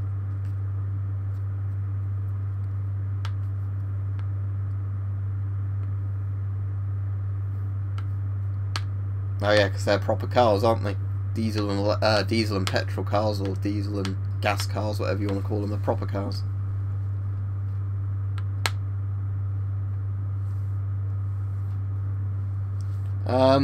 Well, if they got self-driving cars working really well, where they didn't pose a hazard or whatever, I don't see the harm in them. But I like the idea of being allowed to drive a real car, and I wouldn't like them to say, we've invented self-driving cars now, so you have to sell your proper car and you can only get a little automated thing that drives you where you want to go and you're not allowed to drive it yourself. I've got one Japanese World War II mask that's in awful condition because of its age and the material it's made from. But I think nearly all my other Asian gas masks are just all Chinese ones.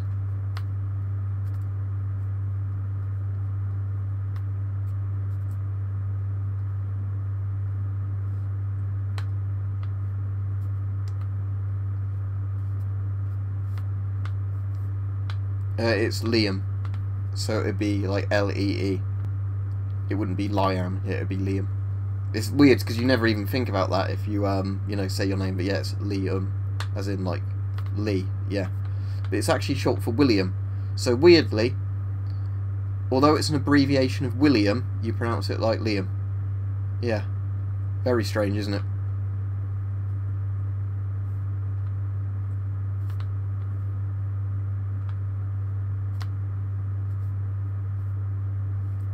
Yeah, that's the thing. I think you would have hacking like problems and big scandals of self-driving cars.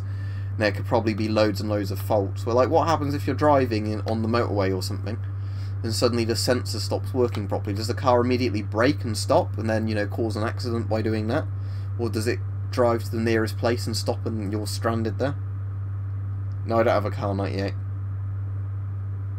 Well, I think any helmet would be fine for airsoft, because bear in mind that a helmet that was capable of stopping shrapnel is gonna be fine, absolutely fine at stopping, unless you mean like the softer pickle hubs, But I still think it would stop an airsoft BB absolutely fine. Yeah, if you just search on my channel, you'll see all the German gear I've got, because it's all on different things, and it depends if you mean World War I, World War II, what you mean, because I got a lot of Cold War German gear. But... Yep, the only language I can properly speak is English. Mein Deutsch is nicht gut, but you know, I could, when I was in Germany, I could kind of passably speak German, at least enough to ask them to speak English to me.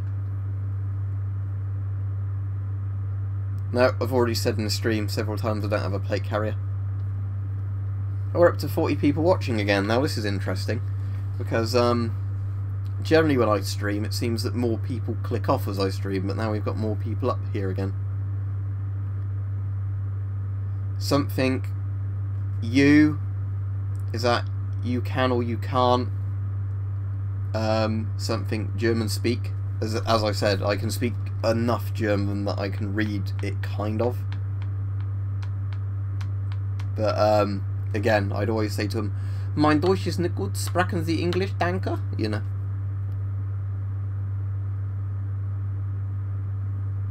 Yeah, Cold War.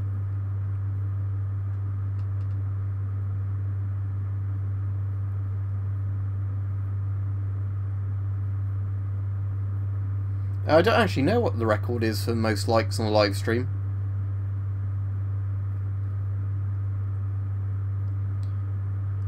Is that you have real talent? You must feel great, is that? T55? You must feel top or something. But again, like I said, I can't really speak German to any decent degree. It's just the closest I can speak to a different language, and that's just because so many words look like English words.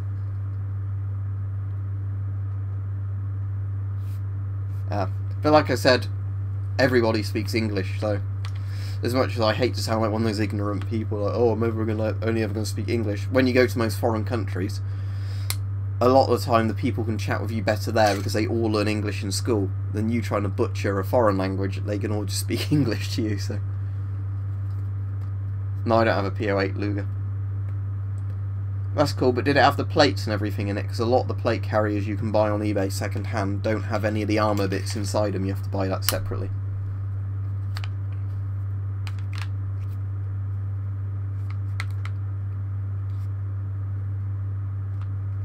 I'd rather we didn't talk about that, just simply because that's been in the news recently, and, you know, it's a bit of a funny subject, isn't it? So I'm not going to talk about it on the stream.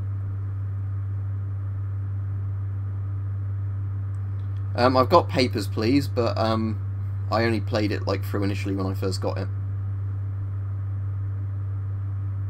I think Syria just uses Soviet gas masks and Russian ones. I don't think they use anything else. Right, glad you enjoyed the videos.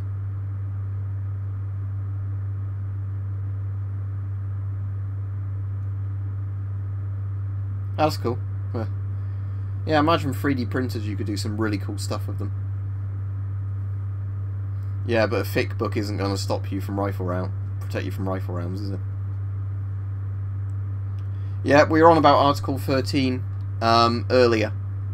The thing is, until stuff actually ends up happening with it, I don't know if it's going to affect much. Like I said, it's bad, but whether or not it's as bad as everybody thinks, I don't know. We'll have to see what happens. Totally impossible for me to answer that. I have no idea, all my stuff put together, how much it would have cost. Because the European Union's pretty undemocratic.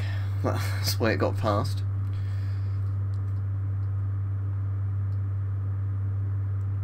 I'm afraid I can't tell you much about the PMK3s, because the only PMK I've got is the PMK1. So I don't really know with each generation of PMK what changed much on them.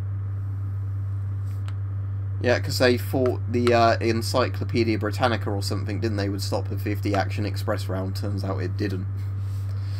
And again, that's kind of a proper Darwin Award, isn't it?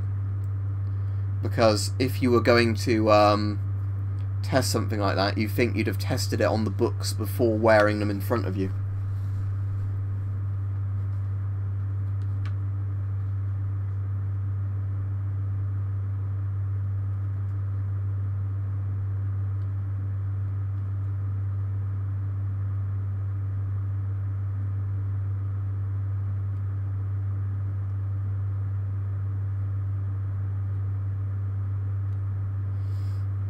It's in the European Union. Article 13 is a thing where it's going to put just copyright on memes, from what I understand. Like I said, I've not read into it too much because I can have no effect on it, and I don't think it would really affect me. But it's definitely not a good thing. But you know, how much it's going to actually impact anything, or whether it just stays as this is officially a law but they can't enforce it, I don't know. Israeli gas mask, definitely, because the Israeli gas masks take 40mm filters. No idea, because I'm in the UK, so I can't really tell you how much different guns cost.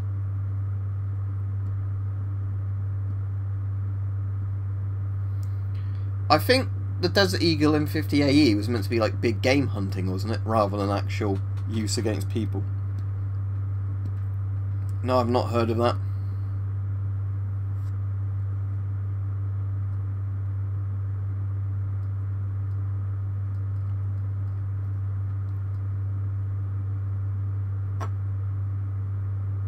I'll have to look that up and see what it is.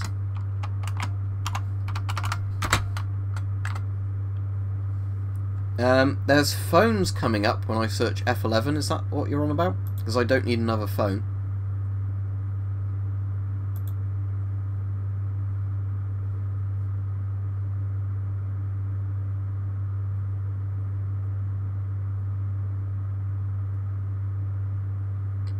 Again, I'd rather have a compact rifle, you know, like a carbine than something like a 50 cal Deagle, because I can't really understand, yeah, the logic to it, you know, because it's still not going to be as powerful or as practical as a rifle.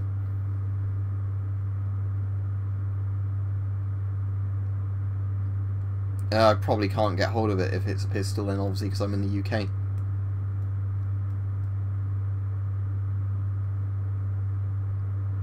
The British Army currently uses the Scott GSR, but that's going to be phased out fairly soon, but I've not heard yet what mask is going to be replacing it, other than the fact they've paid Avon to do it.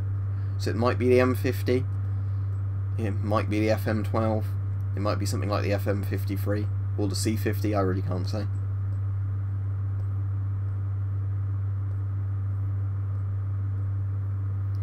Yeah, I imagine that's it, they've played Call of Duty. Yeah, you could get something like a 45-70, couldn't you, or a 30-30 rifle in lever action.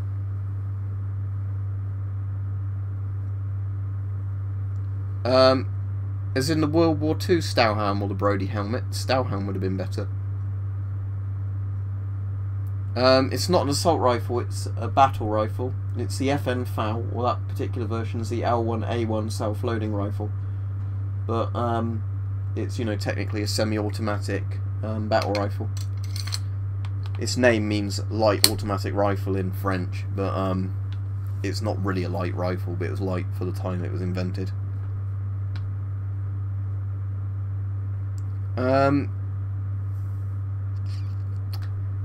If it was a World War II one, maybe a Sturmgewehr 44, or potentially I'd say an M1 Garand.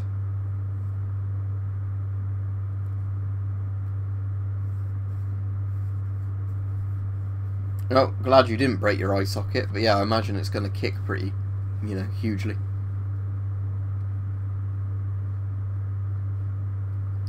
Yeah, he said World War II guns. I mean, I'd probably pick an AK over an AR just because, yeah, AKs are very simple for people who aren't really into maintenance to maintain.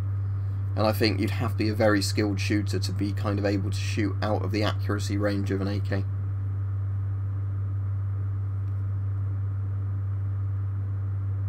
No, I have no interest in football whatsoever. I'll sometimes watch England when they're playing and I'm not doing anything else, but that's about as far as it goes. I think balisongs or butterfly knives look cool, but sadly they're illegal in the UK, so you know, I can't get one just for the novelty of having one. I've got a balisong trainer because they're legal, which just has a weighted bit of metal in there instead of the blade. Well, in the UK, getting a CSA battle flag is like £10 to £20. It's the same price as pretty much any flag, because generally there's just companies that print flags, so you just pick a pattern you want and then you get the flag.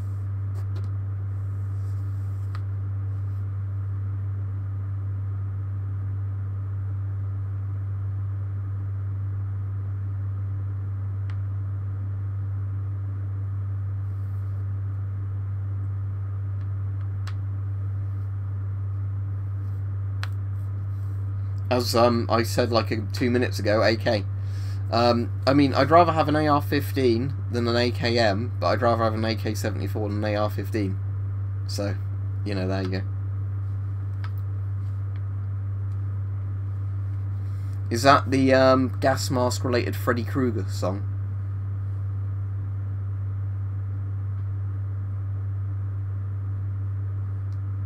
Yeah, I'll keep going for a bit longer then. As much as my voice is drying out a bit. Maybe it's better when I do streams in the evening. Maybe tomorrow evening I'll start a stream at 9 o'clock then and do like 9 till 10 o'clock or something. If more people would watch it that way.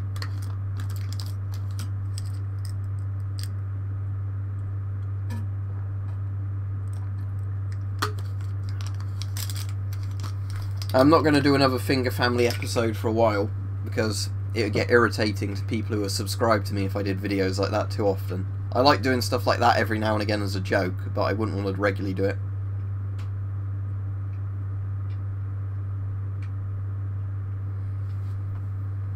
I would ignore them, Elite SAS. You've got a block function on YouTube, so I'd use that, but, you know. There's not much I can really say about it other than the fact that they're probably doing that because they've got nothing better to offer themselves. No, I've not played Battlefield 5.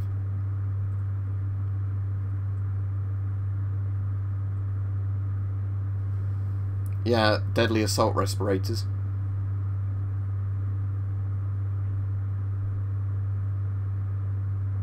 I would say the best gun for hunting is probably a rifle. You know, or maybe a shotgun where you could then put shot or slug in it. I think air-land battle was actually more realistic than going back and playing, because I mostly just played the Red Dragon, because that's like technically the most polished of all of them. But if you go back and play air-land battle, the AI is a bit better in it for some reason, and like things like ATGMs are a lot more deadly in it, so it plays a lot more cautiously in airland battle.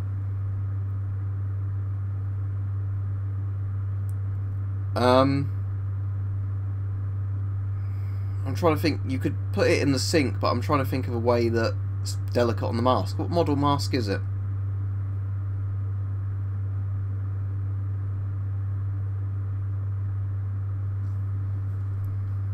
I'm afraid I'm not going to be able to tell you much about that because I'm going to have to Google it. So let me just Google it. Oh, well, that's a new game made by the people who did Demon's Souls and Dark Souls, isn't it? I've not actually played it yet. I might get it after it's been out for a while and a bit cheaper, but I only found out it existed the other day, the day it came out. That's a bit political, Corey.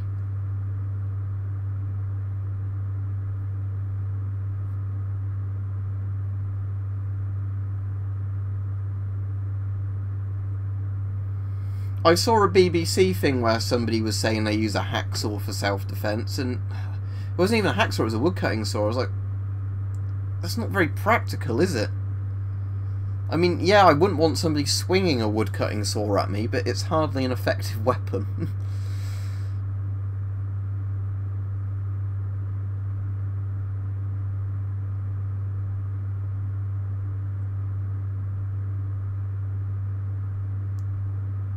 Well, as said, I'd rather wear the Stahlhelm for protection. I think it's a cooler looking helmet, but I do like Brody helmets. Funnily enough, I have a video about nuclear weapons coming out. Another video, because I routinely talk about them every now and then. I feel like talking about nukes. It's kind of about some of the weird, ridiculous things in nukes. Well, actually, that's a different video. Hang on. A video called Tactical Nuclear Weapons Explained comes out on March 31st. So that's Friday, isn't it? No, that's Sunday. Hang on, what YouTube video comes out on March the 29th? Because that's Friday.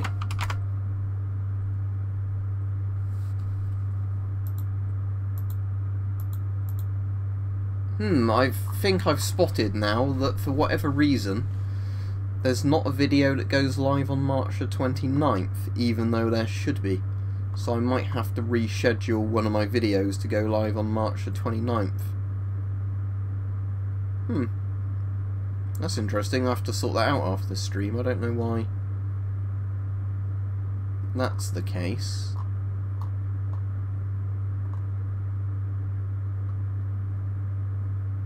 right, I tell you what I'll do. The video I filmed today, I will set for March the 29th. There we go. It's very strange.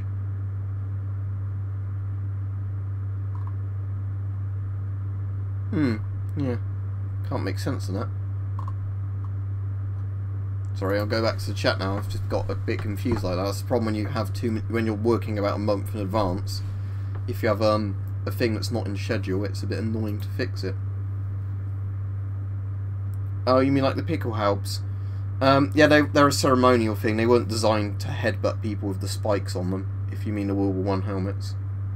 It was more of a ceremonial sort of design thing. Or if you read propaganda from World War I, it was because the Germans put babies on the helmets and skewered them on it. But I'm pretty sure that's propaganda.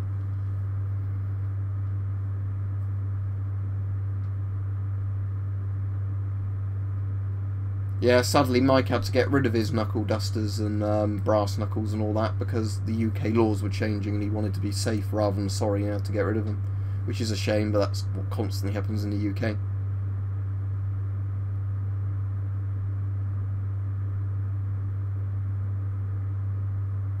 I have no interest in playing Roblox. Stahlhelm I'd say, but technically later generations of M1 would have been better helmets.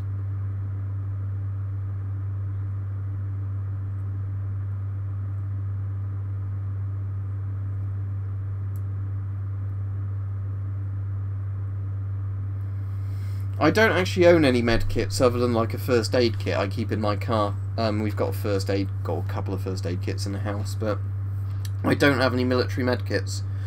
I'm tempted. Let's see how much some of them are, because if you can get a surplus one that isn't too much, I might get one just for the fact it being, you know, like a heavy wound treating first aid kit, but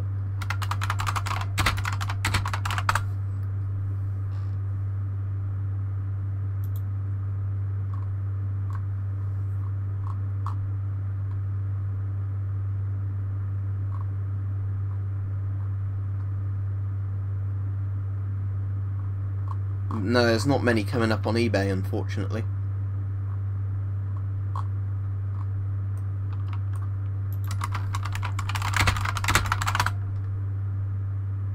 And unfortunately no Soviet medkits, because I wouldn't mind getting a bright orange Soviet medkit like the ones in Stalker, but there's not any on eBay.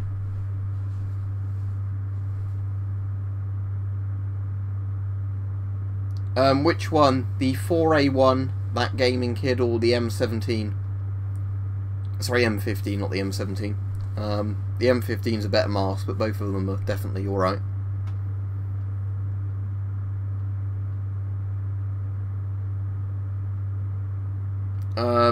Elite SAS, if you watch my videos, you know I'll have a lot of chemical suits and gas masks.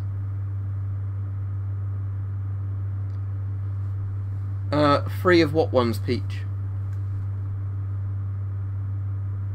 Yeah, the thing is, like, I've got pouches and things I could definitely use as a medkit. The point is, like I was saying, I'd like to get, like, a proper military medkit with all the military kind of, like, what do they call them, coagulates or something like that? The things that you can pour on wounds that are designed to, like, glue them up.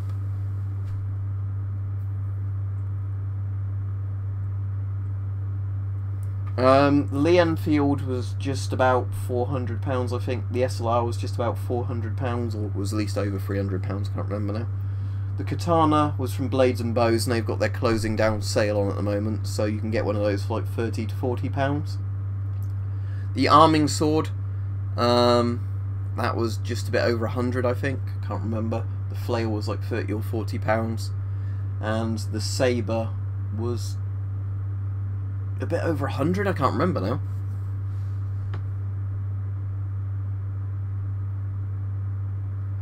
I think it's called something like that, yeah. The M60 pattern Israel uses.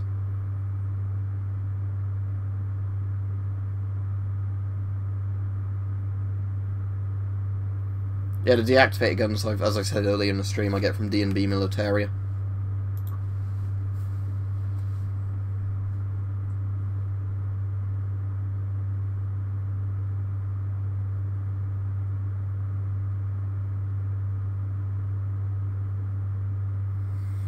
Yeah, oh, like I'll show you of the PPSH, what they do is they take bits out and weld other bits. So, like for example, with this PPSH, you can pull the trigger. That still works. Is that the safety? And that bit still works.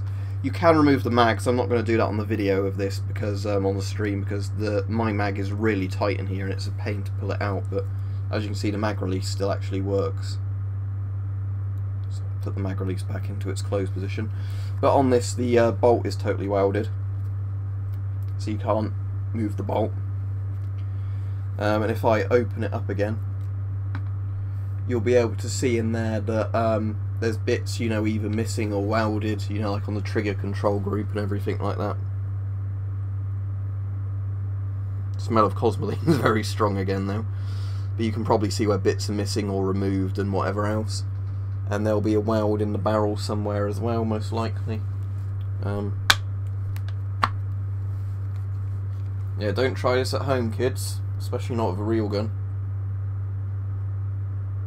Hope I can make this the thumbnail. But yeah, I'm assuming there's a weld somewhere down the barrel as well, but I can't really see that from the you know, outside. Oh yeah, I can see it. It's under this bit here.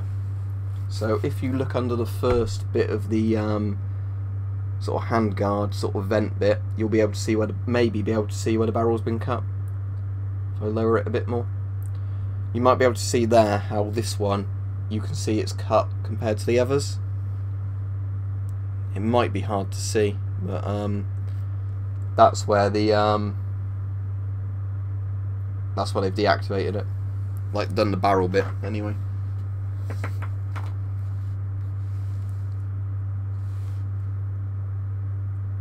But yeah, if you're interested, it depends on the gun though, because again the legislation's changed and bolt action rifles don't have to have as many things done to them as other guns.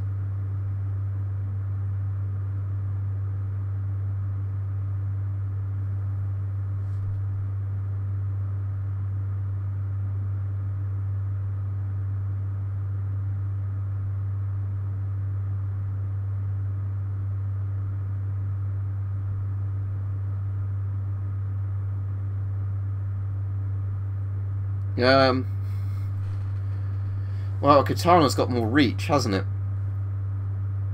Again, if you're on about a Japanese katana not made from very good steel or a European sword, the European sword, but katana versus bayonet, I think I'd want the katana. Ah, it's very cool. So it's, yeah, 110 years old, wow. It's been well looked after then.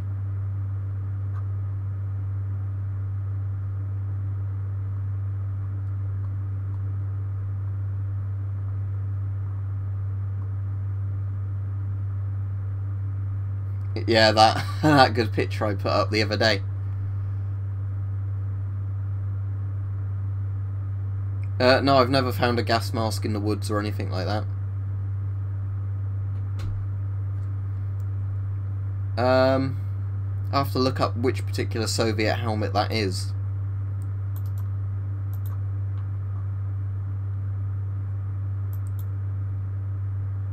There's only rifles coming up when I search the M14. Or do you mean, when you say M1, do you mean... Oh, you did say M1 helmet. Okay. Or did you mean the M44 or the M40? I'd probably go with the US M1 though.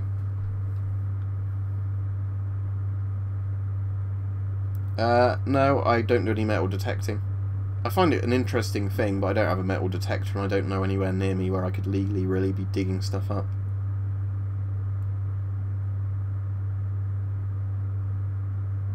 Now, the SAS are a very good special forces unit, but I can't really tell you all that much about them. I know Mike's quite into the SAS.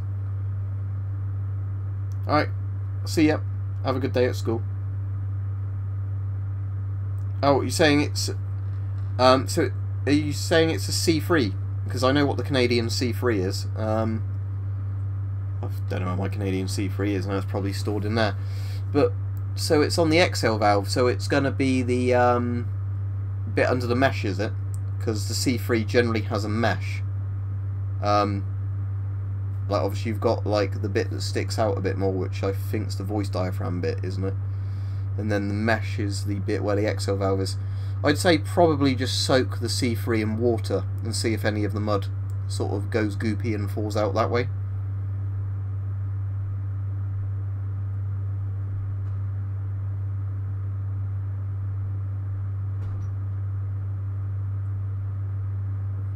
The Canadian C3 is the same mask essentially as the British light anti-gas respirators. So if you look up a light anti-gas respirator Mark II and then the Canadian C3, the Canadian C3 is just like an improved light anti-gas respirator, because it's actually got an oral nasal cup in the Canadian C3, but otherwise it's a very similar mask. But yeah, I'd say get some warm water, not like super hot water, but warm water. Put the C3 in a sink full or a bucket full of warm water. Leave it in there, then try and gently scrub at the bits of mud if you can do, and see if any of it comes out. Let me search that.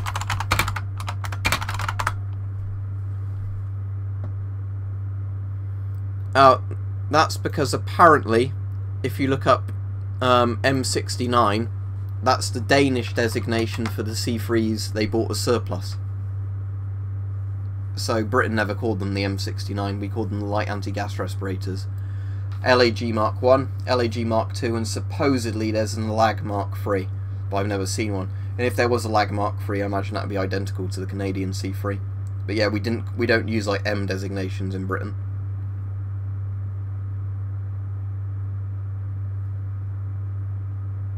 Doubt they'll release Half-Life 3, sadly.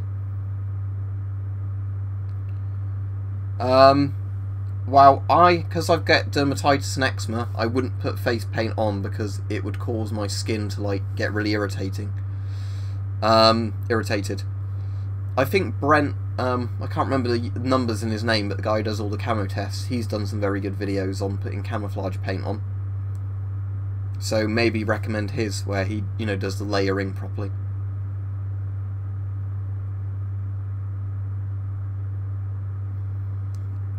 Is it the M59, also known as the M1, Sad Skullcat? Because if you've got that one, that's basically like the USM9A1. It's an alright mask, but supposedly they can melt under certain conditions, but the Serbian M2 is a very good mask in comparison. Right, I tell you what, I'll do 5 or 6 more minutes to bring this stream over the 2-hour mark, and then I think this will be the longest webcam stream I've ever done. So, we'll keep going for a few more minutes.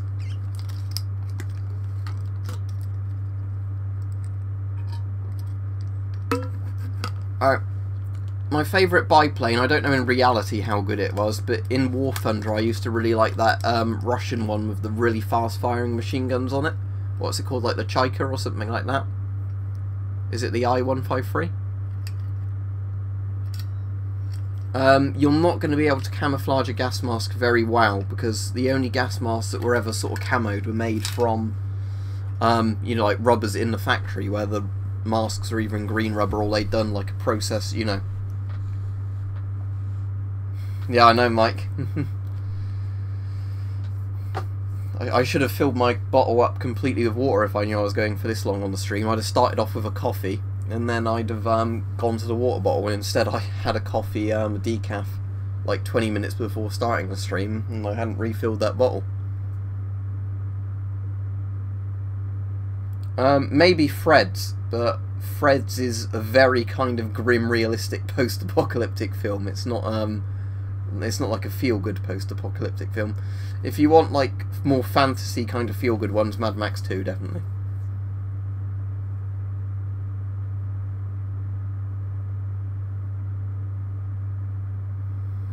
Yeah, this is probably one of the longest streams I've ever done, Mechanized and Weaponized, at least ones where I'm not playing games, because when I play games it's easier to, because you don't have to chat as much. Queen, for me. Because I quite like prog rock and sort of operatic rock. They're more up my street, to be honest. I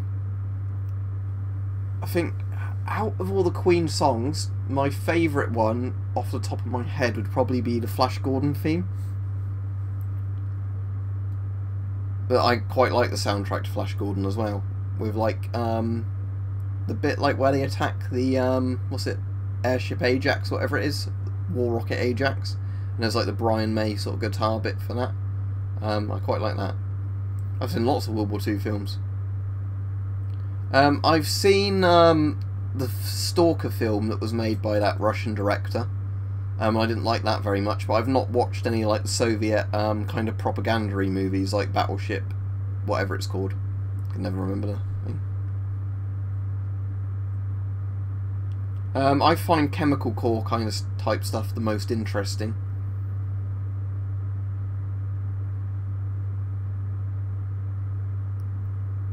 Let me search them.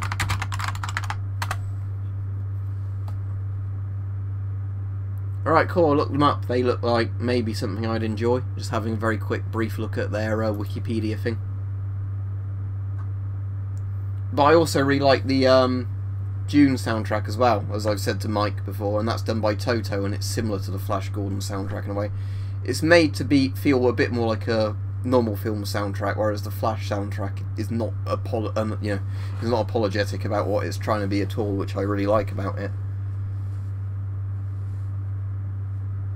That's interesting though, yeah. No, you're not timed out. I can still see your comments. Yeah, the Junkie XL one. I've got that on CD, and it was one of those interesting soundtracks where you could buy it on CD, then you got the extended digital download cheaper than if you just bought the digital download of the soundtrack. So it's quite good. I bought the CD, and then before the CD arrived, because I think it was like a pre-order thing, you got the full digital download of the soundtrack. I've got that in my car, on the USB I keep in my car stereo. Not that I drive like crazy listening to it. My favourite track from it's probably Brothers in Arms.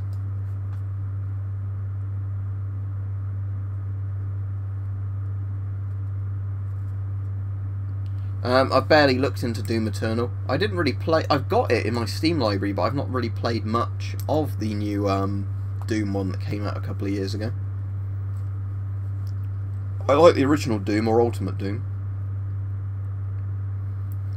Unpreventable Zombie Apocalypse. Is ammo going to be a problem? Like how much ammo I can carry and scavenge? Because if so, I'd want a Ruger 1022. Just because semi-automatic, magazine-fed, 22 long rifle would be good enough to go for a zombie skull. So, you know, very low recoil, you can carry lots of the ammo because 22 long rifle is very small. Yeah, I've played, with the Wolfenstein games, I played the old Wolfenstein 3D. I've played Return to Castle Wolfenstein. The Wolfenstein that came out in 2009 or whenever it was. And then Wolfenstein, was it the New Order or whatever it was called, the newer one? But I've not played the Colossus or whatever it was called, the one that came after that.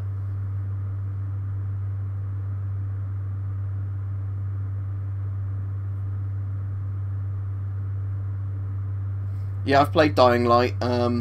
It was alright, but it dragged on a bit too long, and I didn't like the... It's similar to Dead Island, isn't it? Same developers. Nah, sports games, no interest in them. If I wanted to do some of the sports, I'd do them in real life. So, I was saying that, some racing games I like, but yeah, for the most part, I like games as a sort of form of escapism where you can do things you couldn't do in real life, so, you know. Also saying that, Euro Truck Simulator and American Truck Simulator I find really comfy for some reason. Is Turok that old game where you had like the gun that shot a drill into people's heads? If so, I have played that, but that's ancient, isn't it?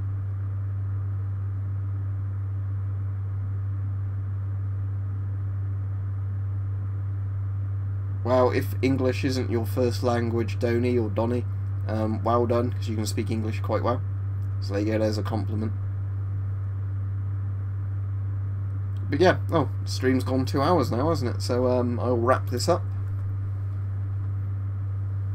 Yeah, the new Resident Evil 2 remake was very good, I played that.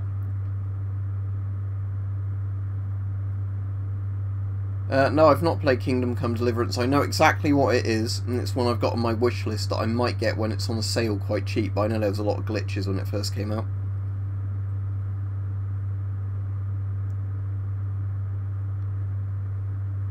Hoorah! There you go.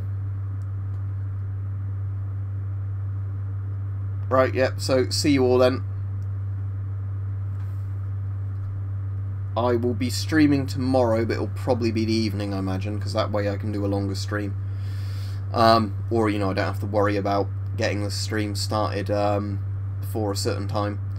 However, I'll just say, what was I going to say? I'll probably start a stream tomorrow at 9 o'clock, just because I think more people were watching. Yeah, the peak of when I had my viewers was probably about 9:30 or something like that, maybe, as far as I'm aware. So I'll probably tomorrow start a stream at 9 o'clock rather than 8 o'clock, just to see if more people watch that way. I'll quickly answer your open hour question before I go. Oh, not that open now. Good starter open now. The open hour number 7. Because open hour number 7, it's got the locking collar, it's got a really practical size blade, so it's a really, you know, good practical open hour. And it's quite cheap as well. You can normally get these for under £10. But you can't legally carry this without a reason in the UK. If you want a legal carry one, you'll have to get the number 5 with the non-locking collar, because then it's under 3 inches and it doesn't have a locking collar. But anyway, that will be the end of this stream. Thanks for watching, everybody. As I said, I'll probably start streaming tomorrow night at about 9 PM, I imagine, so I'll see any of you there that can join for that. And hopefully it'll be a good stream.